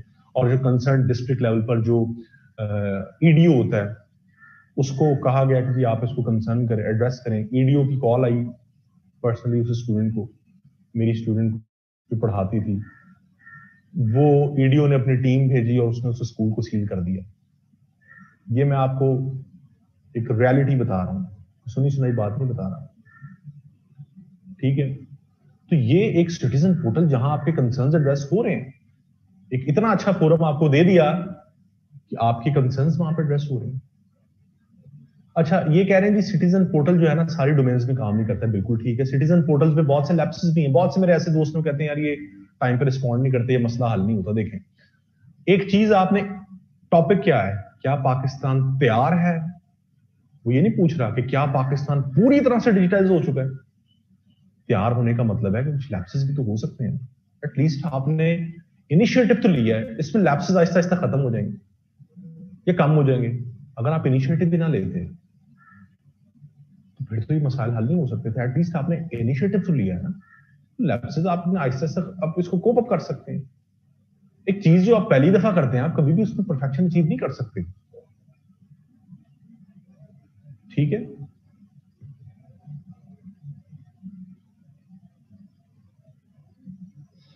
अच्छा जी, इसके बाद आगे बात करते हैं, फिर हम बात करते हैं जी, अगर गवर्नेंस की बात करनी है तो वो है आपका पुलिस का निजाम। पुलिस ऑनलाइन एफआईआर का सिस्टम अभी इंट्रोड्यूस करवाया, उसी पे मैं आ रहा था दाऊद। ऑनलाइन एफआईआर का सिस्टम आपने इंट्रोड्यूस करवाया। अब आप ऑनलाइन अपना, आपका मोबाइल चोरी हो गया, कोई बाइक चोरी हो गया, कुछ आप ऑनलाइन एफआईआर जमा करवा सकते हैं, ठीक है। इलेक्ट्रॉनिक रिकॉर्ड आ गया। फिर आपका जो लैंड रिकॉर्ड सिस्टम है, ये बहुत अच्छा काम हुआ है। पहले पटवारी होता थे, पटवारी जो होता था उसका स्केल आपको पता क्या होता है? स्केल पटवारी का 5वां स्केल है पटवारी का, 5वां स्केल। 5वां स्केल ना सरकारी जो अदारे हैं उसमें एक पीएन का होता है 5वां स्केल। पहले जो आपकी जमीन की मुंतकिली होती थी ना, पटवारी किया करता था। और पटवारी ऑल इन ऑल होता था। पटवारी, मैंने लिटरली ऐसे ऐसे पटवारी देखे जिन्होंने लैंड क्रूजर्स रखी होती थी, लैंड क्रूजर्स रखी होती थी, ठीक है। सबसे करप्ट तबका ये था, तो ये जिसकी चाहते थे जमीन किसी के नाम पे लगा देते थे। तो गवर्नमेंट ने क्या किया, गवर्नमेंट ने लैंड रिकॉर्ड सिस्टम इलेक्ट्रॉनिकली कर दिया और ये पटवारी सिस्टम खत्म कर दिया। ये क्रेडिट जाता है शहबाज शरीफ को। तो जो पटवारी सिस्टम खत्म किया, अब पटवारी जो है वो छोटे से कमरे में बैठ के जो है वो बैठे होते हैं बेचारे, अब साइकिलों पे मोटरसाइकिलों पे फिर रहे हैं। खत्म कर दिया, लोगों को फैसिलिटेट किया आपने। तो ये एक बहुत बड़ी डेवलपमेंट है कि आपने लैंड रिकॉर्ड सिस्टम ऑनलाइन कर दिया, करप्शन खत्म कर दिया अंदर से आपने। उसके बाद आपने safe city projects. Safe city projects क्या है? आप वहां से अपनी जो स्ट्रीट क्राइम्स हैं उनको आपने जो डिजिटल कैमरास लगाए, सीसीटीवीज लगाए, वहां से आप टेररिज्म, स्ट्रीट क्राइम्स को, टारगेट किलिंग को रोक रहे हैं। आपने ट्रैफिक सिस्टम को बेहतर करने के लिए आपने ऑनलाइन चालान सिस्टम, अब चालान सिस्टम में भी फ्लॉज हैं। अब मैं गाड़ी चला रहा हूं, अगर गाड़ी मेरे नाम पर रजिस्टर्ड नहीं है और मैंने इशारा तोड़ दिया, तो तोड़ा तो मैंने, चलान उसके नाम पे आ जाएगा जिसकी गाड़ी जिसके नाम पर रजिस्टर्ड है। अब यहां पे क्या करें, अवाम पाकिस्तानी है ना, पाकिस्तान में इस तरह की चीजें कामयाब नहीं है। इसी तरह से ई हेल्थ सिस्टम, अब आपके जो छोटे छोटे गांव है ना, देहात हैं, वहां पर तो हॉस्पिटल्स नहीं है। आपने वहां पर छोटे छोटे ना बेसिक हेल्थ यूनिट बनाए हुए हैं, जिसे बुनियादी मरकज सेहत कहते हैं। अब आप उन बुनियादी मरकज सेहत में ना, वहां पर आपने एक टेक्नीशियन बिठा दिया है, वहां पर आपने एक एलईडी लगा दी है, वहां पर आपने इलेक्ट्रॉनिक पल्सेस सिस्टम लगा, आपकी पल्सेस चेक होंगी, आपका ब्लड प्रेशर, आपकी हार्ट बीट चेक होगी। वो बीएचयू को लिंक कर दिया बड़े हॉस्पिटल्स के साथ, बड़े हॉस्पिटल्स में डॉक्टर बैठे हुए हैं, वो वहां से बैठकर गांव के देहातों को लोगों को डिजिटली चेक कर रहे हैं, उनकी पल्स, उनकी हार्ट बीट, उनकी जो वो है ऑक्सीजन जो सैचुरेशन, वो चेक कर रहे हैं, उसके मुताबिक उनके मसले पूछ रहे हैं, उनको दवाइयां प्रिस्क्राइब कर रहे हैं। ई हेल्थ सिस्टम आ गया। ई हेल्थ सिस्टम के साथ साथ आपने टैक्स कलेक्शन के लिए भी रिसेंटली एक एप्लीकेशन लॉन्च किया, टैक्स आसान ऐप। आधे लोग तो इसलिए टैक्स नहीं देते कि टैक्स का जाके जमा कौन करवाए लाइन में लग के एफडीआर। अब आप घर बैठे बैठे ऑनलाइन एप्लीकेशन में अपना एनटीएन नंबर डालेंगे, अपना आईडी कार्ड नंबर डालेंगे, आपको पता चल जाएगा आप कितना टैक्स पे कर दें। टैक्स आसान ऐप। आपने डिजिटल इनिशिएटिव्स लिए बिजनेस के अंदर, ई कॉमर्स, दराज.पीके, फूड पांडा, कितने बड़े लेवल पर फूड पांडा, दराज.पीके से लोगों को एम्प्लॉयमेंट जनरेट हो रहा है। करीम, उबर, करीम और उबर से लाखों लोग इस टाइम रेवेन्यू जनरेट कर, 1-1 लाख रुपया कमा रहे हैं लोग करीम से, उबर से, हैंडसम अमाउंट अपनी कमा रहे हैं। जमीन.com, बिल्कुल ऑनलाइन आप प्रॉपर्टी परचेज कर सकते हैं। तो कितने बड़े बड़े, हाँ, डिजिटल मीटर्स, ये सर्कुलर डेट में जो बिजली चोरी होती है, स्मार्ट मीटर्स का कॉन्सेप्ट आ रहा है जी। अब आप वो नहीं कर सकते कि बिजली की तार निकाली। हमारे घर के सामने ना एक फैमिली रहती है, मेरी मदर का परसों मुझे फोन आया, वो मुझे बता रही थी, उस फैमिली ने क्या किया, वो कुछ 2 महीने से ना बिजली चोरी कर रहे थे। उन्होंने तारे निकाल के कुछ डायरेक्ट वो किया हुआ था वापडा से। ज्वाइंट फैमिली है, तो हमारे घर के 2-3 घर छोड़कर, वो ज्वाइंट फैमिली की खवातीन की आपस में लड़ाई हुई, एक खातून घर से निकली, उन्होंने जाकर वापडा के एसडीओ को शिकायत लगा दी कि जी हमारे घर में बिजली चोरी हो रही है। वो अपने घर की शिकायत लगाएं। वो एसडीओ आया, उसने आकर 1.5 लाख रुपया उनको चालान किया और 7 एफआईआर काट दी उसके ऊपर। इसे कहते हैं अपने फौजी मारना। वो लड़ाई अपनी हुई, जाके वो एसडीओ को शिकायत लगाई, भैया आप मसला को सॉल्व करें, अगर आप बिजली चोरी कर ही रहे, अपनी शिकायतें लगाई जाके। वो मीटर भी काट दिया उनका, और वो 1.5 लाख रुपए का उनको वो कर दिया। तो अब आप चोरी नहीं कर सकते। अब आप क्या, स्मार्ट मीटर्स अब गवर्नमेंट लगाने जा रही है, डिजिटल मीटर्स। अब उसमें से आप ये नहीं कर सकते कि आपने मीटर से तार निकाली डायरेक्ट कर दी, वापडा की तारों से जोड़ दी। अब ये नहीं हो सकता।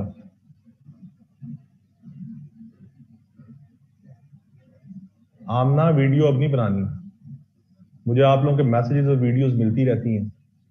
आगा आप भी कुछ कह रहे थे कि सर नू आग लग गई, आग तो लगनी थी।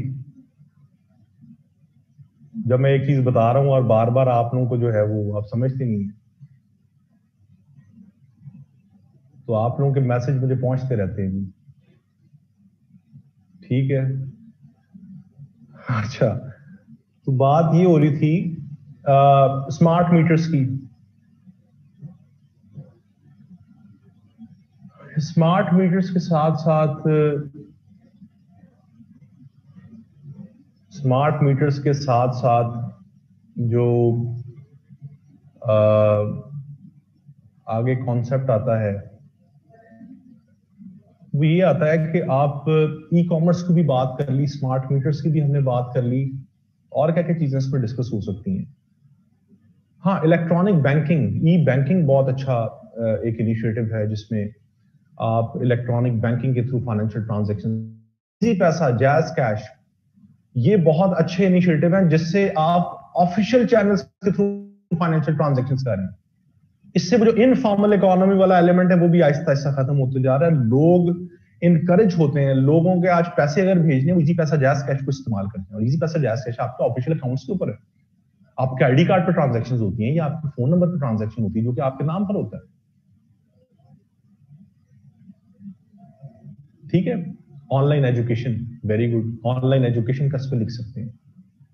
तो खैर ये बहुत सी बातें, जितनी मर्जी, ये बड़ा अच्छा ऐसे, बड़ा इंटरेस्टिंग ऐसे है, इस पे जितना आप बात करना चाहें कर सकते हैं। खैर हम इसको थोड़ा जरा वाइंड अप करने की तरफ आते हैं। चैलेंजेस इसमें क्या है? चैलेंजेस इसमें सबसे पहले तो ये है कि लोगों के अंदर अवेयरनेस नहीं है, लोगों के अंदर अवेयरनेस नहीं है। अवेयरनेस होने के साथ साथ लोगों को इलिटरेसी, पढ़े लिखे लोग नहीं है, लोगों को मोबाइल्स नहीं चलाने आते। आप गांव देहातों वाली साइड पे जाएं, उनको ये इलेक्ट्रॉनिक बैंकिंग का नहीं पता, उनको ई टैक्स का नहीं पता, उनको ई एजुकेशन का नहीं पता, उन्हें ई हेल्थ का नहीं पता। तो असल में तो आप ये इलेक्ट्रॉनिक जो डिजिटाइज कर रहे हैं अपने आप को, ये तो लोगों को फैसिलिटेट करने के लिए कर रहे हैं ना। तो लोग इलिटरेसी होने की वजह से पता ही नहीं है। इलिटरेसी होने के साथ साथ लोगों को इंटरनेट अवेलेबिलिटी नहीं है, फैसिलिटी नहीं है। पूरे पाकिस्तान में आप देखें, हर जगह तो इंटरनेट नहीं आता। डिजिटाइजेशन का तो काम ही इंटरनेट से रेलेवेंट है। आपके मुल्क में इंटरनेट का जो सारा है सिलसिला, तो पाकिस्तान में नहीं है। ये कि शजीहा कह रही थी लोगों को टिकटॉक का तो पता है। हमारी आवाम की प्रायोरिटीज ये है ना, हमें टिकटॉक का पता है लेकिन हमें इस तरह की प्रोडक्टिव चीजों का नहीं पता। तो अच्छा हुआ ना टिकटॉक बैन भी तो कर दी है।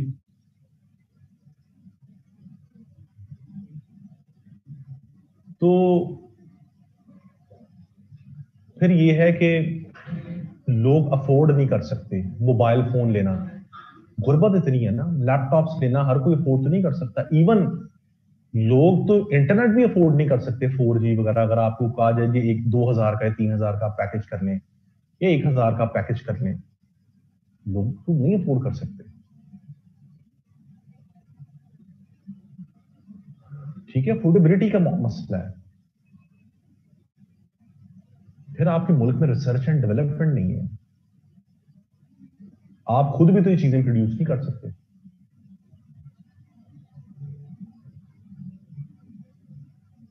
हाँ जी, पीटीसीएल का वाईफाई आके झोंके के साथ ही सो जाता है। हाँ, यही मसले हैं, इंटरनेट फैसिलिटी डिस्टॉर्टेड है ना। इसके बाद साइबर क्राइम्स, सबसे बड़ा मसला। आपके पास तो साइबर सिक्योरिटी नेटवर्क इतना स्ट्रांग नहीं है, तो साइबर क्राइम्स हो रहे हैं। ठीक है, ये मसाइल हैं, आपको जो चैलेंजेस हैं, आपको जो सही इन ट्रू एसेंस डिजिटाइज होने नहीं देते। Corruption in safe city project, safe city projects में तो सबसे ज्यादा मसाइल ये हैं कि उसमें आप जा रहे हो और आपका चलान हो जाए, वो कैमरे में आ जाती है तस्वीर। एक मेरा दोस्त था, उसके साथ उसकी फ्रेंड जा रही थी, हालांकि वो बेचारी, वो फ्रेंड थी उसकी, गाड़ी में बेचारे जा रहे थे कहीं पे, उसने वो सिग्नल तोड़ दिया, चलान हो गया, घर उसके चलान पहुंच गया। उसकी अम्मी ने जैसे ही लेटर निकाला, सामने खातून बैठी और वो मेरा दोस्त बैठा हुआ। मैं कहा बेटा ये कौन है? उसकी अम्मा ने पहले, इससे पहले कि वो खराब होता, उसकी पहले शादी कर दी। तो बेटा तुम्हारी उम्र हो गई शादी की, तुम शादी कर लो। अब वो बेचारा उस चलान की वजह से वो शादी के बंधन में जो है बेचारा फंस चुका है। वो सेफ सिटी प्रोजेक्ट की वजह से भी ऐसे भी मामला हो जाते हैं। ठीक है, तो ये मसाइल तो हैं। आपकी प्राइवेसी इसमें सेफ सिटी प्रोजेक्ट्स और इस तरह के मसाइल में आपकी प्राइवेसी इश्यूज भी हैं, ये चैलेंजेस ही हैं सारे।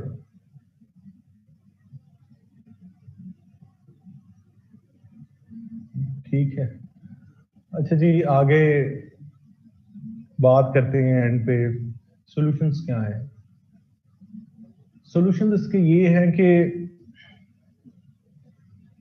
सबसे पहले तो आप अपने मुल्क के अंदर डिजिटल इंफ्रास्ट्रक्चर जो है वो आप अपना स्ट्रॉन्ग करें। आप अभी 5th जनरेशन काम कर रहे हैं, सीपैक के थ्रू ऑप्टिकल फाइबर्स पढ़ रही हैं, 5th जनरेशन के ऊपर आप काम कर रहे हैं, उस पर काम करें, रिसर्च एंड डेवलपमेंट पे काम करें, टेक्नोलॉजी पे काम करें, अपने मुल्क में इंडिजिनस चीजों को प्रोड्यूस करें, डिजिटाइज जो आपकी प्रोडक्ट्स हैं उनको आप करें, लोगों को इंसेंटिव्स दें, बाहर के मुल्कों से लोगों को अपने मुल्क में इंसेंटिव्स दे के बुलाएं, जो बड़े बड़े डिजिटल एंटरप्रेन्योर्स हैं उनको बुलाएं, यहां पर डिजिटल कंपनीज खोलें, छोटे छोटे डिजिटल स्टार्टअप्स खोलें, जैसे उबर क्रीम, कितना अच्छा इनिशिएटिव है, लोगों की जिंदगी आसान हो गई हैं। पहले आपको जाना पड़ता था, आपके पास कन्वीनियंस नहीं है, पहले रिक्शा ढूंढो, फिर रिक्शे वाले के साथ बहस करो, अब आपकी गाड़ी आपके घर पे आती है, ना कोई बहस होती है, एक अच्छे माहौल में आपको ले आती है, सेफ भी है। इसी तरह का डिजिटल आप इनिशिएटिव्स लें, ठीक है, रिसर्च एंड डेवलपमेंट R&D पे काम करें, एकेडमिया इंडस्ट्री लिंकेजेस को प्रमोट करें, अपने एजुकेशन सिस्टम को अवेयरनेस कैंपेन्स होनी चाहिए, टेक्निकल स्किल्स सिखाएं, डिजिटल स्किल्स सिखाएं लोगों को, जो अनस्किल्ड लेबर है। सीपैक के अंडर आप ये डिजिटाइजेशन को, आर्टिफिशियल इंटेलिजेंस को, रोबोटिक्स को जो है आप चाइना के साथ वही बात जो भी थोड़ी पहले इकोनॉमी हो रही थी, कंपनसेशन दें। अभी रिसेंटली आपने एक इनिशिएटिव लिया है, presidential initiative for artificial intelligence and computing, उसको प्रेसिडेंट डायरेक्टली देख रहा है, आर्टिफिशियल इंटेलिजेंस पे आप काम कर रहे हैं, इस तरह के इनिशिएटिव्स को आप जो है वो प्रॉपर इंप्लीमेंट करें। ये तो एक ओवरव्यू था जी, मेरा यूट्यूब के ऊपर एक ई पाकिस्तान के नाम से मेरा एक वो पड़ा हुआ है, लेक्चर पड़ा हुआ है, उसमें मैंने यही चीजें डिस्कस की हैं, उसमें थोड़ा सा लिंक किया हिस्ट्री को पाकिस्तान की, वो आप पूरा सुन लीजिएगा, 15-20 मिनट का लेक्चर है, उसमें एक ऐसा ही ओवरव्यू मैंने दिया है डिजिटाइजेशन के पाकिस्तान की, वो सुन लें आप, यूट्यूब पे मेरे नाम से वो है वीडियो है। तो ये जी इसका एक ओवरव्यू है, इसके लिए पाकिस्तान की डिजिटल पॉलिसी जरूर पढ़ें, इसमें आपको फायदा होगा। ठीक है जी, यहां तक हमारा हमने ऐसे पढ़ लिया 3, इस पूरे 3-6 लेक्चर्स के छोटे से सेशन में हम यही कुछ ही कर सकते थे। इसमें मेरा असल मकसद था आप लोगों को स्ट्रक्चर समझाना, आप लोगों को थीसिस स्टेटमेंट लिखना समझाना, वो आपको आ गई है, आपको इंटरप्रिटेशन सिखाना, आपको इंटरप्रिटेशन भी किसी हद तक आ गई है, लेकिन इसमें जरूरत है अभी आपको प्रैक्टिस की, तौर पर प्रैक्टिस करते रहें। इसमें ऐसे मुश्किल नहीं है, ऐसे बहुत आसान चीज है, बड़ी इंटरेस्टिंग चीज है, कोई मुश्किल चीज नहीं है। गिनती के 8 से 10 टॉपिक्स हैं, उन पे आप एक दफा पढ़ लें, अपने सब्जेक्ट्स को अच्छे तरीके से पढ़ लें, आपका ऐसे वैसे तैयार होता है। रोज अखबार पढ़ा करें, आपको जरूरत ही नहीं है कहीं पे आपको कोई अलग से ऐसे की कंटेंट इकट्ठा करने की। रोज प्रैक्टिस किया करें, चीजों को एक दूसरे के साथ डिस्कस किया करें, ग्रुप स्टडी करें। इस टाइम पे सबसे इंपॉर्टेंट चीज है इस टाइम पे ग्रुप स्टडी, जो आप लोगों में से 2021 में अपीयर होने जा रहे हैं, अपने ग्रुप्स बनाएं आप लोग। आप में से 2-3 स्टूडेंट्स इधर आते हैं जिसमें नूरुल हुदा है, और नूर आपके साथ कौन है, 2 स्टूडेंट्स, एक अहमद हैं और एक वो इधर आते हैं, पेपर देते हैं, टेस्ट देते हैं, यहाँ पर डिस्कशंस करते हैं, ये अच्छे बच्चे हैं, मुझसे मुलाकात भी इनकी होती है। इसी तरह से अपना ग्रुप बनाए 3-4 स्टूडेंट्स का, पढ़ा करें। ग्रुप स्टडीज एसेंस है CSS का, आप अकेले नहीं पढ़ सकते, इंसान एग्जॉस्ट हो जाता है, 12 सब्जेक्ट्स हैं, एग्जॉस्ट हो जाता है इंसान। ज्यादा से ज्यादा प्रैक्टिस करें, ठीक है। अब आप मुझसे पूछें आपके सवाल क्या है, हमारे पास 15-20 मिनट हैं, आपके जो क्वेश्चंस हैं मैं उनको एड्रेस करता हूं, उसके बाद फिर इंशाल्लाह इसको वाइंड अप करते हैं, फिर आपसे कभी मुलाकात होगी ji. Please tell us how to prepare for compulsory subjects specially English, Quranic verses and current affairs. अच्छा ठीक हो गया ji, thank you so much for your. चलें ji, thank you very much, आप भी खुश रहें। काइंडली आप बता दें थोड़ा सा कंपल्सरी। ठीक है जी, बता देता हूँ सर। जो ना हो लाहौर से, व्हाट शुड दे डू। आप अगर लाहौर से नहीं हैं तो आप, जो लोग लाहौर से नहीं है, आप लोग जूम के थ्रू अपनी ऑनलाइन आप अपनी मीटिंग्स रखें, ऑनलाइन डिस्कशंस करें। जूम एक बहुत अच्छा फोरम है, फ्री इसमें आपकी है, 40 मिनट तक आप डिस्कशन कर सकते हैं, जब मीटिंग बंद हो जाए दोबारा शुरू कर दें। सारा सारा दिन आप मीटिंग्स करें अपनी। आप लोग तो आपका पूरा ग्रुप है, आपस में 3-3 4-4 लोगों का ग्रुप बनाएं, आपस में डिस्कशंस करें। ग्रुप बनाया था, लोग कॉपरेट नहीं करते, ये मसला है कॉपरेशन का। आप ग्रुप उन लोगों के साथ बनाएं जिनको आपको लगता है आपकी साइकी मैच होती है। 1-2 लोगों को देखें, ग्रुप बनाएं, आपस में काम डिवाइड करें, तो उन्हीं के साथ करें जिनके साथ साइकी मैच होती है। Can we add lessons from other countries? कर सकते हैं जी। डिजिटाइजेशन में आप एस्टोनिया की एग्जांपल पढ़े, मैंने अपने लेक्चर के अंदर यूट्यूब के अंदर एस्टोनिया को एक्सप्लेन किया हुआ, उसको आप कर सकते हैं बिल्कुल। फिर आप ऊपर कीजिएगा जी मैसेजेस, और ऊपर कीजिएगा। एक सेकंड, नीचे आ रहे, एक सेकंड, आज नीचे और ठीक है, चले आज नीचे। अच्छा जी चले, एक सेकंड जी, एक सेकंड, थोड़ा सा ऊपर जाएं, हो गया, सब हो गया, थोड़ा सा ऊपर और जाएं। हाँ यहाँ पे लाहौर वाला भी हो गया, ठीक है जी। थोड़ा सा और नीचे जाएं।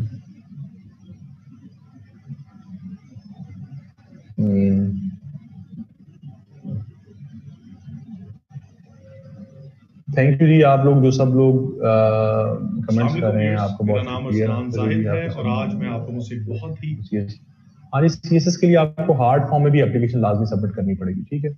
रिसर्च मेथड्स का बता दें, ठीक है जी, भी बता देता हूँ मैं। सारे क्वेश्चंस लेके एक ही दफा मैं आपको बता देता हूँ सारे। What are the documents required for applying for CSS? ये डॉक्यूमेंट्स लिखे होते हैं जी, आप जब अप्लाई करेंगे तो उसमें लिखे होते हैं डॉक्यूमेंट्स की लिस्ट। आपको एजुकेशनल और आपके वर्क एक्सपीरियंस वगैरह लगाना होता है। अच्छा जी, नीचे आ जाएं। इकरा मेन टॉपिक्स बता देता हूँ जी, नीचे आ रहे हैं message. Authenticity of reference can be बता दें, ठीक है जी, बताते हैं।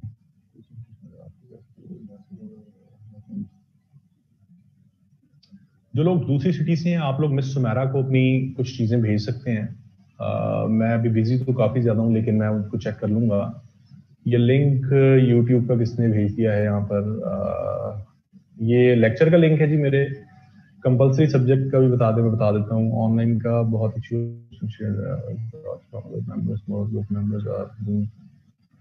हाँ जी, ये बहुत से लोगों को इशू होता है जी कि कुछ लोग तो बहुत अच्छे होते हैं, वो अपने काम जो करते हैं, मेहनत करते हैं, वो शेयर कर लेते हैं दूसरों से। कुछ लोग पता नहीं मुझे क्यों ऐसे करते हैं कि जो चीज उन्होंने पढ़ी होती है वो समझते हैं कि बस अब ये किसी से शेयर नहीं करनी।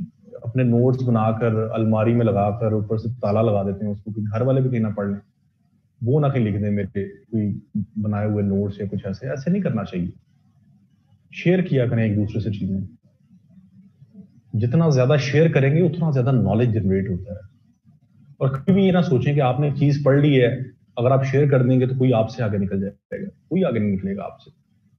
तो अल्लाह ताला की जात पे भी यकीन रखें। अगर आप किसी को सिखा रहे हैं तो आपका एक अपना मकाम है, ठीक है। अच्छा, कैन वी ऑनलाइन का बहुत इशू, अच्छा ये तो हो गया। How to prepare them in short time period, ठीक है जी, बात करता हूँ। So can we get our assignments check by you sir? आप भेज दिया करें, चेक कर दिया करूंगा मैं। जज़ाकल्लाह खैर ji, thank you di. Can we approach you in academy even when session ends? आप एकेडमी आकर मुझसे कर सकती हैं, मैं एकेडमी में आपको टाइम दे सकता हूँ। आप आ जाएं एकेडमी, जाहिर था। ठीक है जी, थैंक यू। नहीं महक, आपने कोई भी सिली क्वेश्चन नहीं पूछा, ऐसी कोई बात नहीं जी। नीचे आ रहे जी, नीचे मैसेज आ रहे हैं।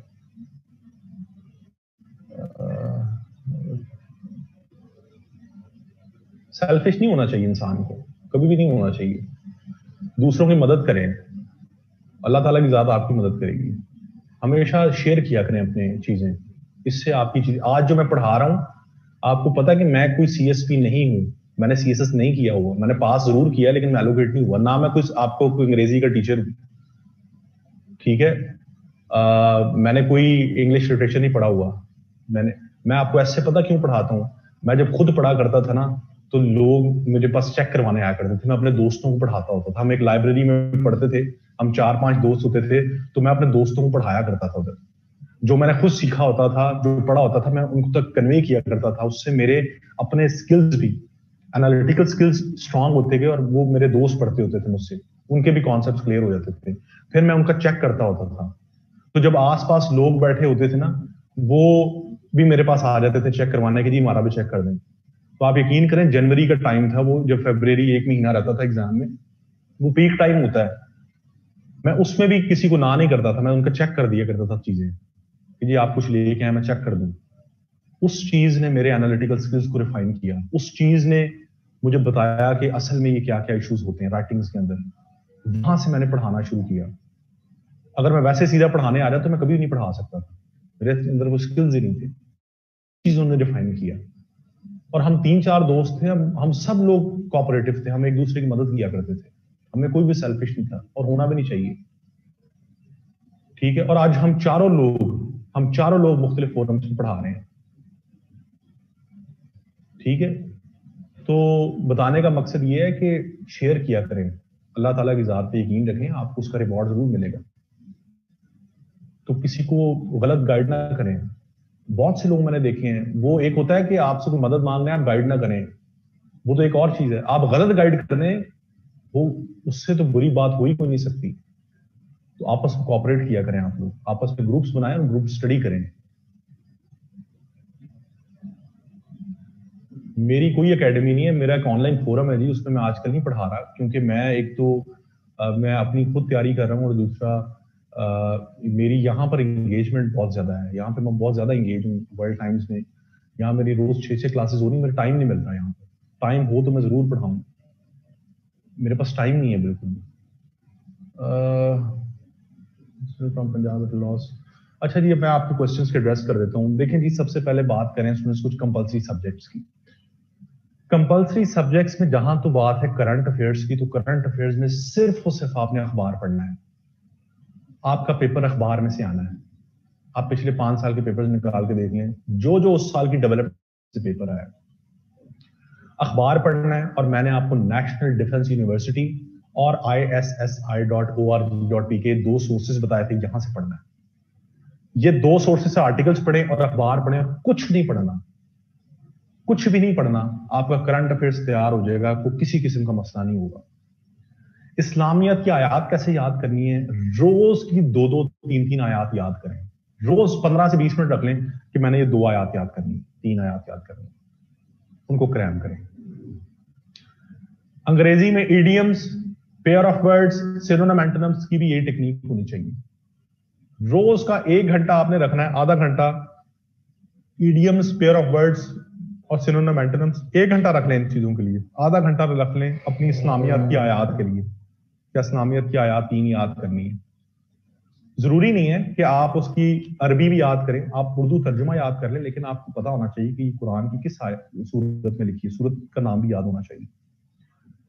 बाकी रही बात एस्से की, एस्से की मैंने आपको बता दिया था कि प्रैक्टिस, अपने सब्जेक्ट्स को अच्छे तरीके से तैयार करें, उनको अच्छे तरीके से पढ़ें, और उनको पढ़ने के साथ साथ अपना अखबार रोज पढ़ें। आपको कंटेंट का तो मसला ही नहीं होगा। और रोज लिखा करें कुछ ना कुछ, पूरा पूरा ऐसे खत्म ना लिखें, 1 पेज 2 पेज जरूर लिखें, आपकी राइटिंग में फ्लो रहेगा। और दिसंबर ऑनवर्ड्स जाके, दिसंबर 2 महीने, 1 हफ्ते में 2-2 ऐसेज लिखें। अगर आप 1 हफ्ते में 2-2 ऐसे लिखते हैं तो 1 महीने में 8 ऐसेज और 2 महीने में 16 ऐसेज। 16 ऐसेज मोर देन इनफ है। एक दूसरे को चेक करवाएं। आपका दोस्त जितना अच्छा आपका ऐसे चेक करेगा, कोई बड़े से बड़ा टीचर अच्छा चेक नहीं कर सकता। क्यों? क्योंकि आपके दोस्त ने जो लिखा होगा वो आप चेक कर रहे होंगे, आपका वो चेक कर रहा होगा।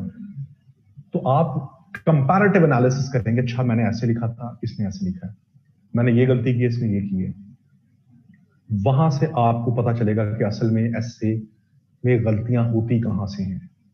आप उसको ग्रामर, आप उसको एनालिटिकल पॉइंट ऑफ व्यू, हर तरीके से चेक करेंगे, क्योंकि उसमें आपकी भी लर्निंग हो रही होगी, आपके दोस्त का भी फायदा हुआ। कोई बड़े से बड़ा टीचर आपको चेक नहीं करेगा इससे इतनी ध्यान से जितना आप अपने दोस्त का चेक करेंगे और आपका दोस्त आपका चेक करेगा। किसी टीचर के ऊपर डिपेंडेंट ना हो ऐसे के लिए, खुद पढ़ें, खुद सीखें, एक दूसरे के साथ डिस्कस करें। इस टाइम पे तो आप, ये जो अब इस टाइम पीक टाइम चल रहा है, सारी एकेडमीज में यही चल रहा है कि ज्यादा से ज्यादा हमारे पास स्टूडेंट्स आ जाए। ऐसे के टीचर अपने छुरे तेज कर रहे हैं इस टाइम पे, चलिए आ जाए आ जाए। एक टीचर के पास 100 बच्चा स्टेम पढ़ रहा है, कैसे वो 100 बच्चे का एक एक लफ्ज पढ़ेगा, ऐसे चेक करेगा? नहीं करेगा। मैं आप ही के खुद एक दूसरे का चेक करें।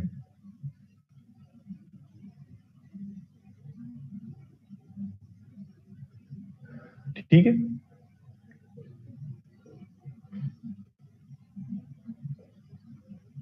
दूसरी रही बात कि आपको एक सब्जेक्ट को कितना टाइम देना है। अगर मैं आपको सही बात बताऊं, जितने आपके ऑप्शन सब्जेक्ट्स हैं पर 100 मार्क्स, आप एक हफ्ते में या 5 दिन में सब्जेक्ट तैयार कर सकते हैं। आप में से जिन लोगों ने criminology, constitutional law, international law रखा है, एक हफ्ते में होते हैं तैयार। जिन लोगों ने यूरोपियन हिस्ट्री, इंडो पाक हिस्ट्री, यूएस हिस्ट्री रखा है, एक हफ्ते की मार है subject. Environment sciences, gender studies 5 से 6 दिन में तैयार होता है। पंजाबी 5 से 6 दिन में तैयार होता है। पश्तो, लिंग्विस्टिक्स के सब्जेक्ट, सोशियोलॉजी, साइकोलॉजी एक एक हफ्ते के में तैयार होते हैं। आईआर को थोड़ा टाइम लगता है, 20 दिन लगते हैं। पॉलिटिकल साइंस को 20-25 दिन लगते हैं। इस्लामियात 7 चैप्टर्स हैं, रोज का एक चैप्टर करके 7 दिन में इस्लामियात तैयार होता है। करंट अफेयर्स रोज पढ़े, उसको अलग से टाइम देने की जरूरत नहीं है। पाक अफेयर्स 10 दिन में तैयार होता है, थोड़ा बड़ा सब्जेक्ट है। साइंस, क्योंकि साइंस एंड मैथमेटिक्स थोड़ा बड़ा सब्जेक्ट है, 10 दिन लगा लें। बड़ी अच्छी तैयारी होती है इस टाइम पीरियड में भी, आपकी बहुत अच्छी तैयारी होती है।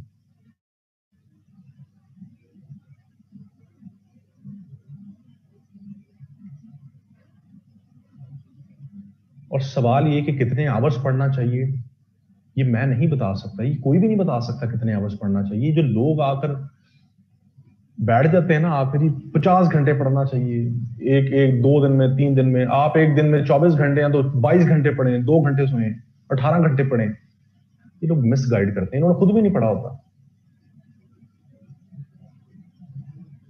कोई आपको गाइड नहीं कर सकता कि आपने कितने घंटे पढ़ना है। पता क्या है, आपका अपना मेंटल लेवल है। मुझे नहीं पता कि आप कितनी देर में एक चीज को पिक करते हैं, आपकी रीडिंग स्पीड कितनी है, मुझे तो नहीं पता, या किसी और को नहीं पता। मुझे ये भी नहीं पता कि आपकी रीडिंग स्पीड के साथ साथ आपकी पिकिंग पावर कितनी है। आप एक चीज को पढ़कर कितनी जल्दी आप अपने माइंड में बिठा लेते हैं, ये आपको पता है। अगर मैं कहूं 18 घंटे पढ़ें और आप 18 घंटे का काम 9 घंटे में, 10 घंटे में कर लेते हैं, और 8 घंटे आप ऐसी किताब पकड़ के बैठे रहेंगे, सर ने कहा था 18 घंटे से कम नहीं पढ़ना। ये जितने यूट्यूब चैनल्स पे आके, ये जितने सीएसपी आके आपको बताने लगे थे 18 घंटे हम तो पढ़ते थे, 20-20 घंटे पढ़ते हैं, मुझे उन सबका पता है कि कितना पढ़ते थे। अपने आप को खुद ट्यून करना है आपने, आपको पता है आपने कितने घंटे पढ़ना है। आपको आपकी कैपेबिलिटीज का, कैपेसिटी का पता है कि आप कितने घंटे में कौन सा टाइम कर सकते हैं। अगर आपको लगता है कि आपको 18 घंटे पढ़ना है तो पढ़ें। अगर आपको लगता है कि आप अगर 10 घंटे में आपको काम कर सकते हैं, जो आपने एक टारगेट दिन का सेट किया, तो 10 घंटे में करें। क्यों 18 घंटे पढ़ना है?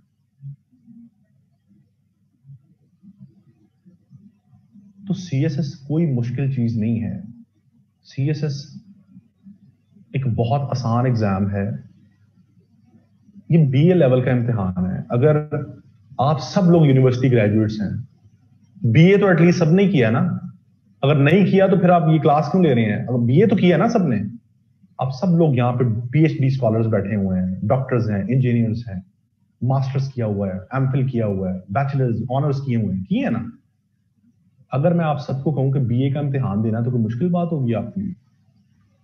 अगर आप में से किसी ने बीए भी किया है, मैं कहूं दोबारा बीए करें, मुश्किल होगी उसके लिए। बीए लेवल का इम्तिहान है। सिर्फ डेडिकेशन,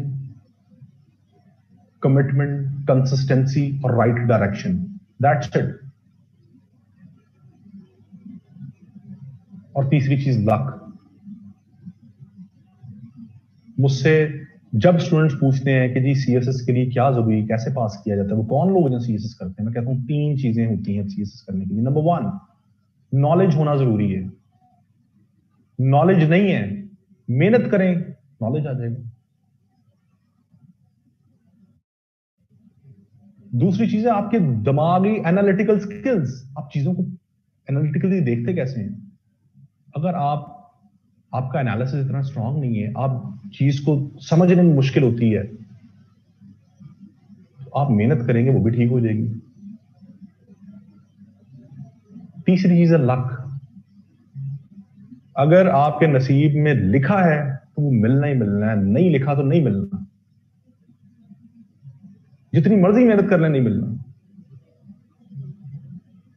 तो आपका सिर्फ ध्यान पहले दो फैक्टर्स पे होना चाहिए, आपने मेहनत करनी है। तो फ्यूचर अल्लाह के हाथ में। और एक चीज बता दूं, बहुत से लोग, मैंने इतने स्टूडेंट्स मुझे आके देखते हैं, मुझे स्टूडेंट्स आके मिलते हैं और मैं जब उनकी हालत देखता हूं तो मुझे अफसोस होता है। आकर मर गए, लुट गए सर, सीएसएस बचा है हमारी जिंदगी में, ना किया तो खुदकुशी कर लेंगे। लिटरली लिटरली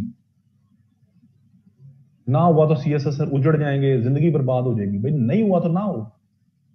सीएसएस आपकी आने वाली जिंदगी में हजारों अपॉर्चुनिटीज में से एक अपॉर्चुनिटी है, वो ना भी मिली तो क्या हुआ, उससे ऊपर बहुत सी चीजें हैं, उससे और बेहतर एवेन्यूज आपके लिए अल्लाह खोल देते हैं। अल्लाह यकीन रखें, इतने बहुत से स्टूडेंट्स, मुझे रोज ऐसे स्टूडेंट्स मिलते हैं, मेरा हंड्रेड्स ऑफ स्टूडेंट्स के साथ रोज इंटरेक्शन होता है। आप कभी यहाँ पे वर्ल्ड टाइम्स आए तो यहाँ पर ये बहुत बड़ा अदारा है, यहाँ पर ऑलमोस्ट आपके सीएसएस के 50-60% लोग यहाँ तैयारी करने आते हैं। रोज हम ऐसे स्टूडेंट से मिलते हैं, आ जाते हैं सर, खवातीन और हजरात सारे आकर जी सर बर्बाद हो जाएंगे सीएसएस ना होगा। इसको इतना हवा ना बनाएं, इसको इतना सर पे सवार ना करें। आपके हाथ में सिर्फ मेहनत है। अगर मेहनत करते हैं, आपकी किस्मत में है तो वो मिलना है, नहीं है तो नहीं मिलना। आपको उससे और बहुत से बड़े एवेन्यूज मिल जाएंगे। मैं आपका टाइम नहीं लूंगा अभी, इनके साथ क्लास है जी मेरे बाद, इनकी आपकी क्लास है कोई नहीं है, मैं सिर्फ 5 से 7 मिनट लूंगा जी। उसके बाद मैं इसको वाइंड अप करता हूं। मैं आपको अपनी बात बताता हूं, शायद आप कुछ सीख सके मुझसे।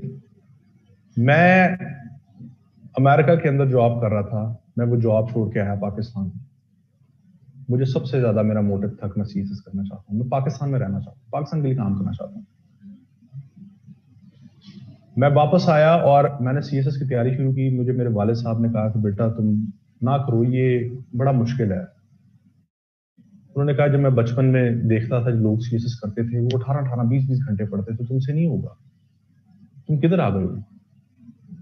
तुम अच्छी खासी जॉब कर रहे थे उधर, तुम्हारी डिग्री से रिलेटेड तुम्हें जॉब मिल गई थी, हर चीज, तुम अपना करियर बनाते पाकिस्तान में, तुम कहां आ गए वापस?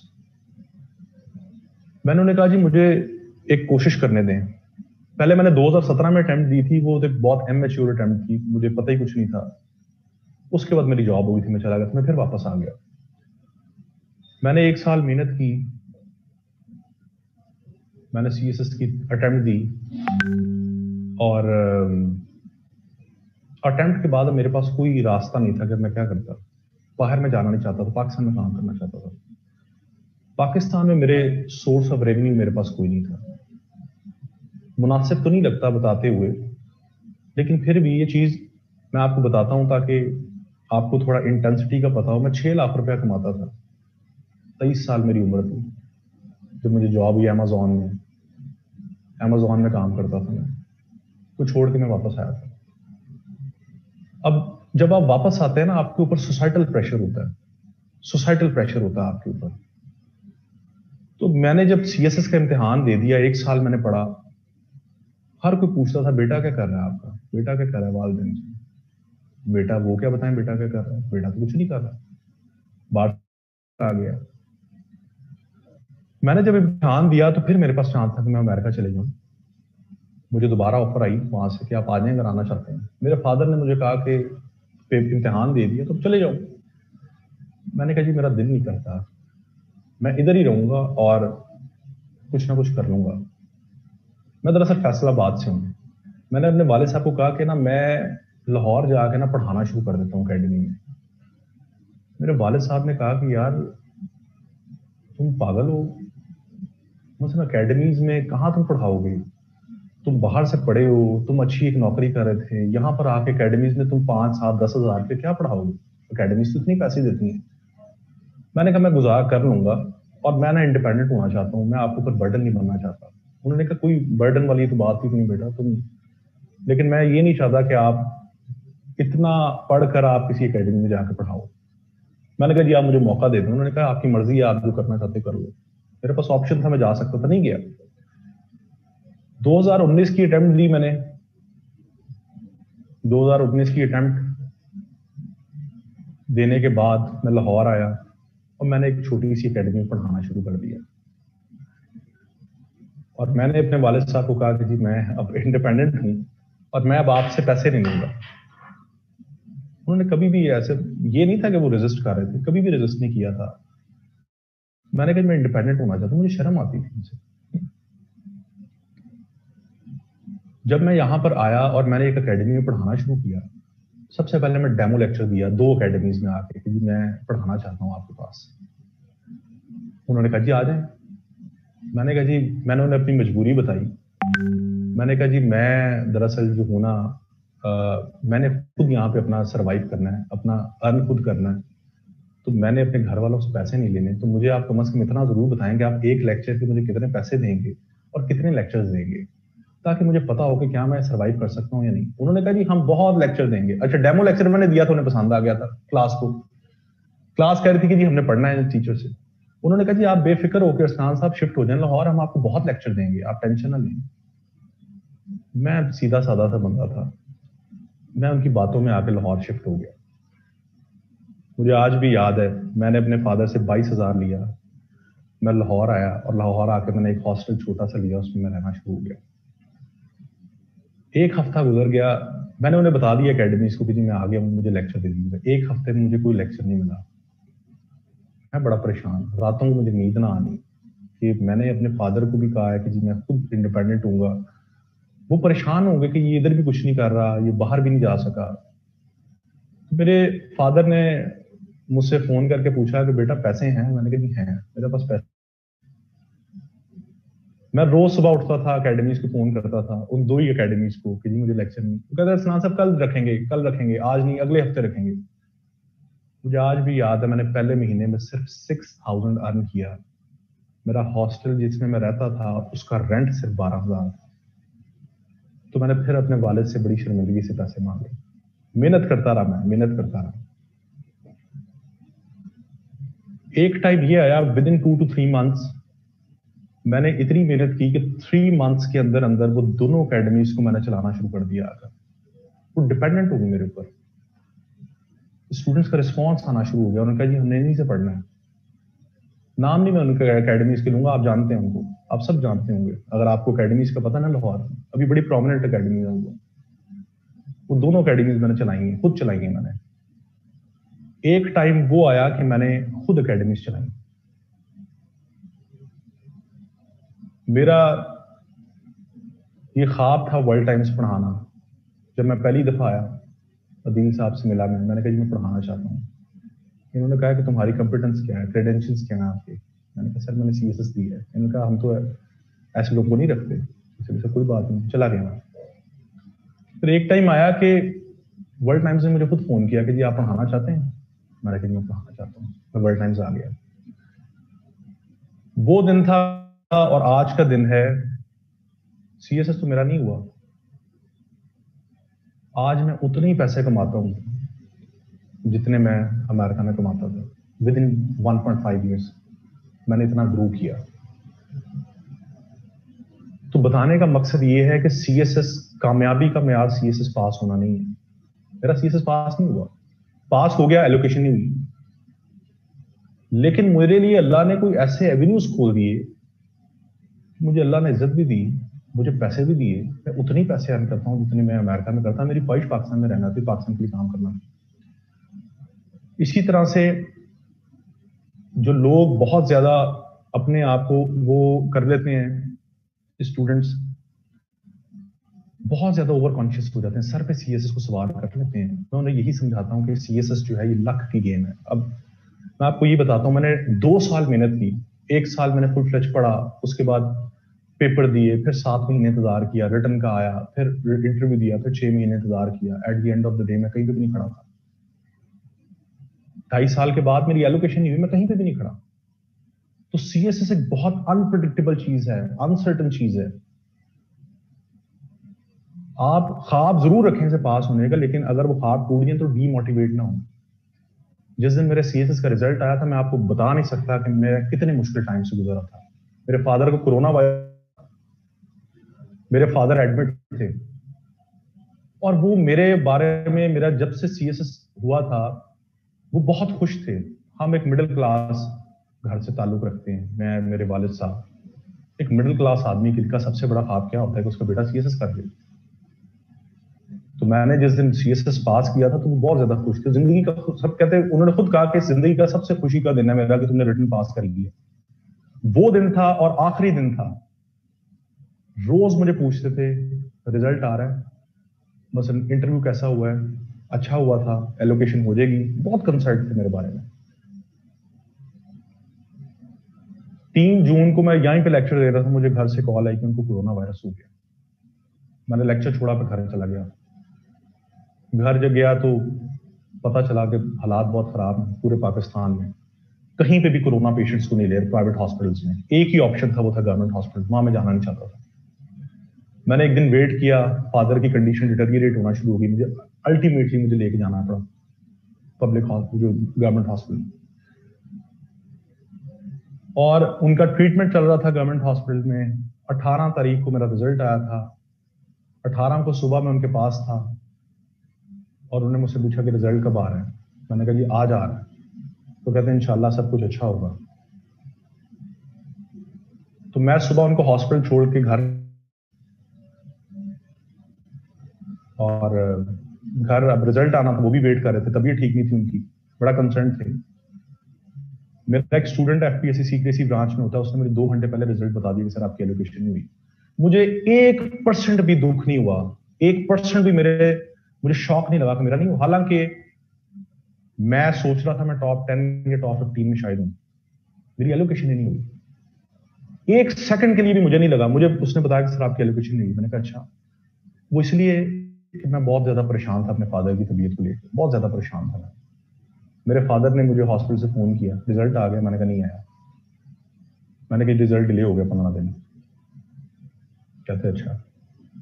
हॉस्पिटल गया। अब मुझे सिर्फ एक परेशानी थी कि मैं कैसे इनको बताऊं कि मेरी एलोकेशन नहीं। उसकी तबीयत पहले ठीक नहीं थी, सांस नहीं आ रहा था। बहुत मुश्किल टाइम, इंसान बता नहीं सकता, इंसान एक्सप्रेस भी नहीं कर सकता कितना मुश्किल टाइम। 19 तारीख को मुझे कहते हैं कि फिर पूछते हैं रिजल्ट आया। मैंने कहा नहीं आया। कहते कि इंटरव्यू अच्छा हुआ था। मैंने कहा जी बहुत अच्छा हुआ था, आप परेशान हो, मेरी बहुत अच्छी एलोकेशन है। 19 तारीख से 20 तारीख हुई। 20 तारीख को रात को तबीयत उनकी खराब हो गई। मुझे रात 12 बजे मेरी मदर ने कहा कि अभी मैं गई था हॉस्पिटल से घर, मुझे 12 बजे कॉल आ गई फादर की तबीयत नहीं ठीक। मैं रात को उनके पास गया हूं, उनको सांस आना बिल्कुल बंद हो गया, बिल्कुल सांस उनका। He was quite young, he was just 51, कुछ भी नहीं था, उन्हें कोरोना हुआ। अब मैं उनकी ना थेरेपी कर रहा हूँ रात को, उनको उल्टा लिटा के ना उनको मैं थेरेपी कर रहा हूँ। उन्हें सांस नहीं आ रहा। आप जरा 1 सेकंड सांस बंद करके देखें, आपको तकलीफ जितनी होती है तो आपको अंदाजा हो जाएगा। उन्हें सांस नहीं आ रहा था। मैं उनको ना थेरेपी कर रहा हूँ और वो अल्लाह ताला से माफी मांग रहे थे कि मैंने बचना नहीं है। मैं उनको ये कह रहा था कि आप कुछ भी नहीं होगा, आप ठीक हो जाएंगे। एक शख्स जिसको सांस नहीं आ रहा, जो इतनी तकलीफ में है, मुझे तब भी पूछते हैं कि सीएसएस का रिजल्ट आया। मैंने कहा नहीं आया। तो कहते कब आएगा। तो मैंने कहा जी आ जाएगा, अभी आ जाएगा, तो आप परेशान ना हो, आप ठीक हो जाएंगे।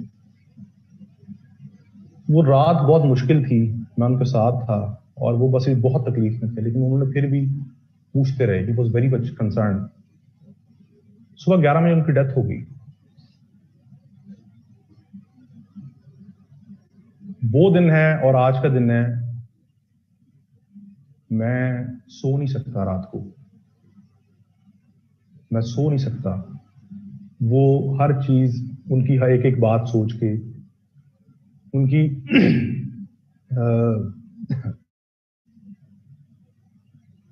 हर चीज जो है ना, वो जो बात करते थे जिस तरह से मैं सुन नहीं सकता।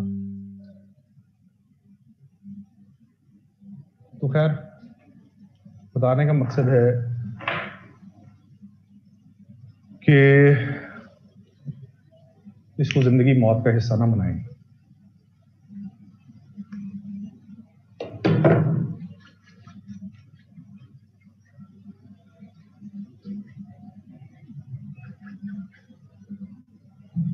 तो जी बताने का मकसद, जिंदगी में बहुत सी अपॉर्चुनिटीज ऐसी आती हैं, उसमें से एक अपॉर्चुनिटी ये है, नहीं भी मिली तो क्या है। इंसान को असल जिंदगी की रियलिटी का अंदाजा होता है जब आप बड़े करीब से अपने लोगों को लूज करते हैं, फिर आपको पता चलता है कि जिंदगी असल में क्या है। तो मेहनत करें और अल्लाह ताला की ज़ात को छोड़ दें।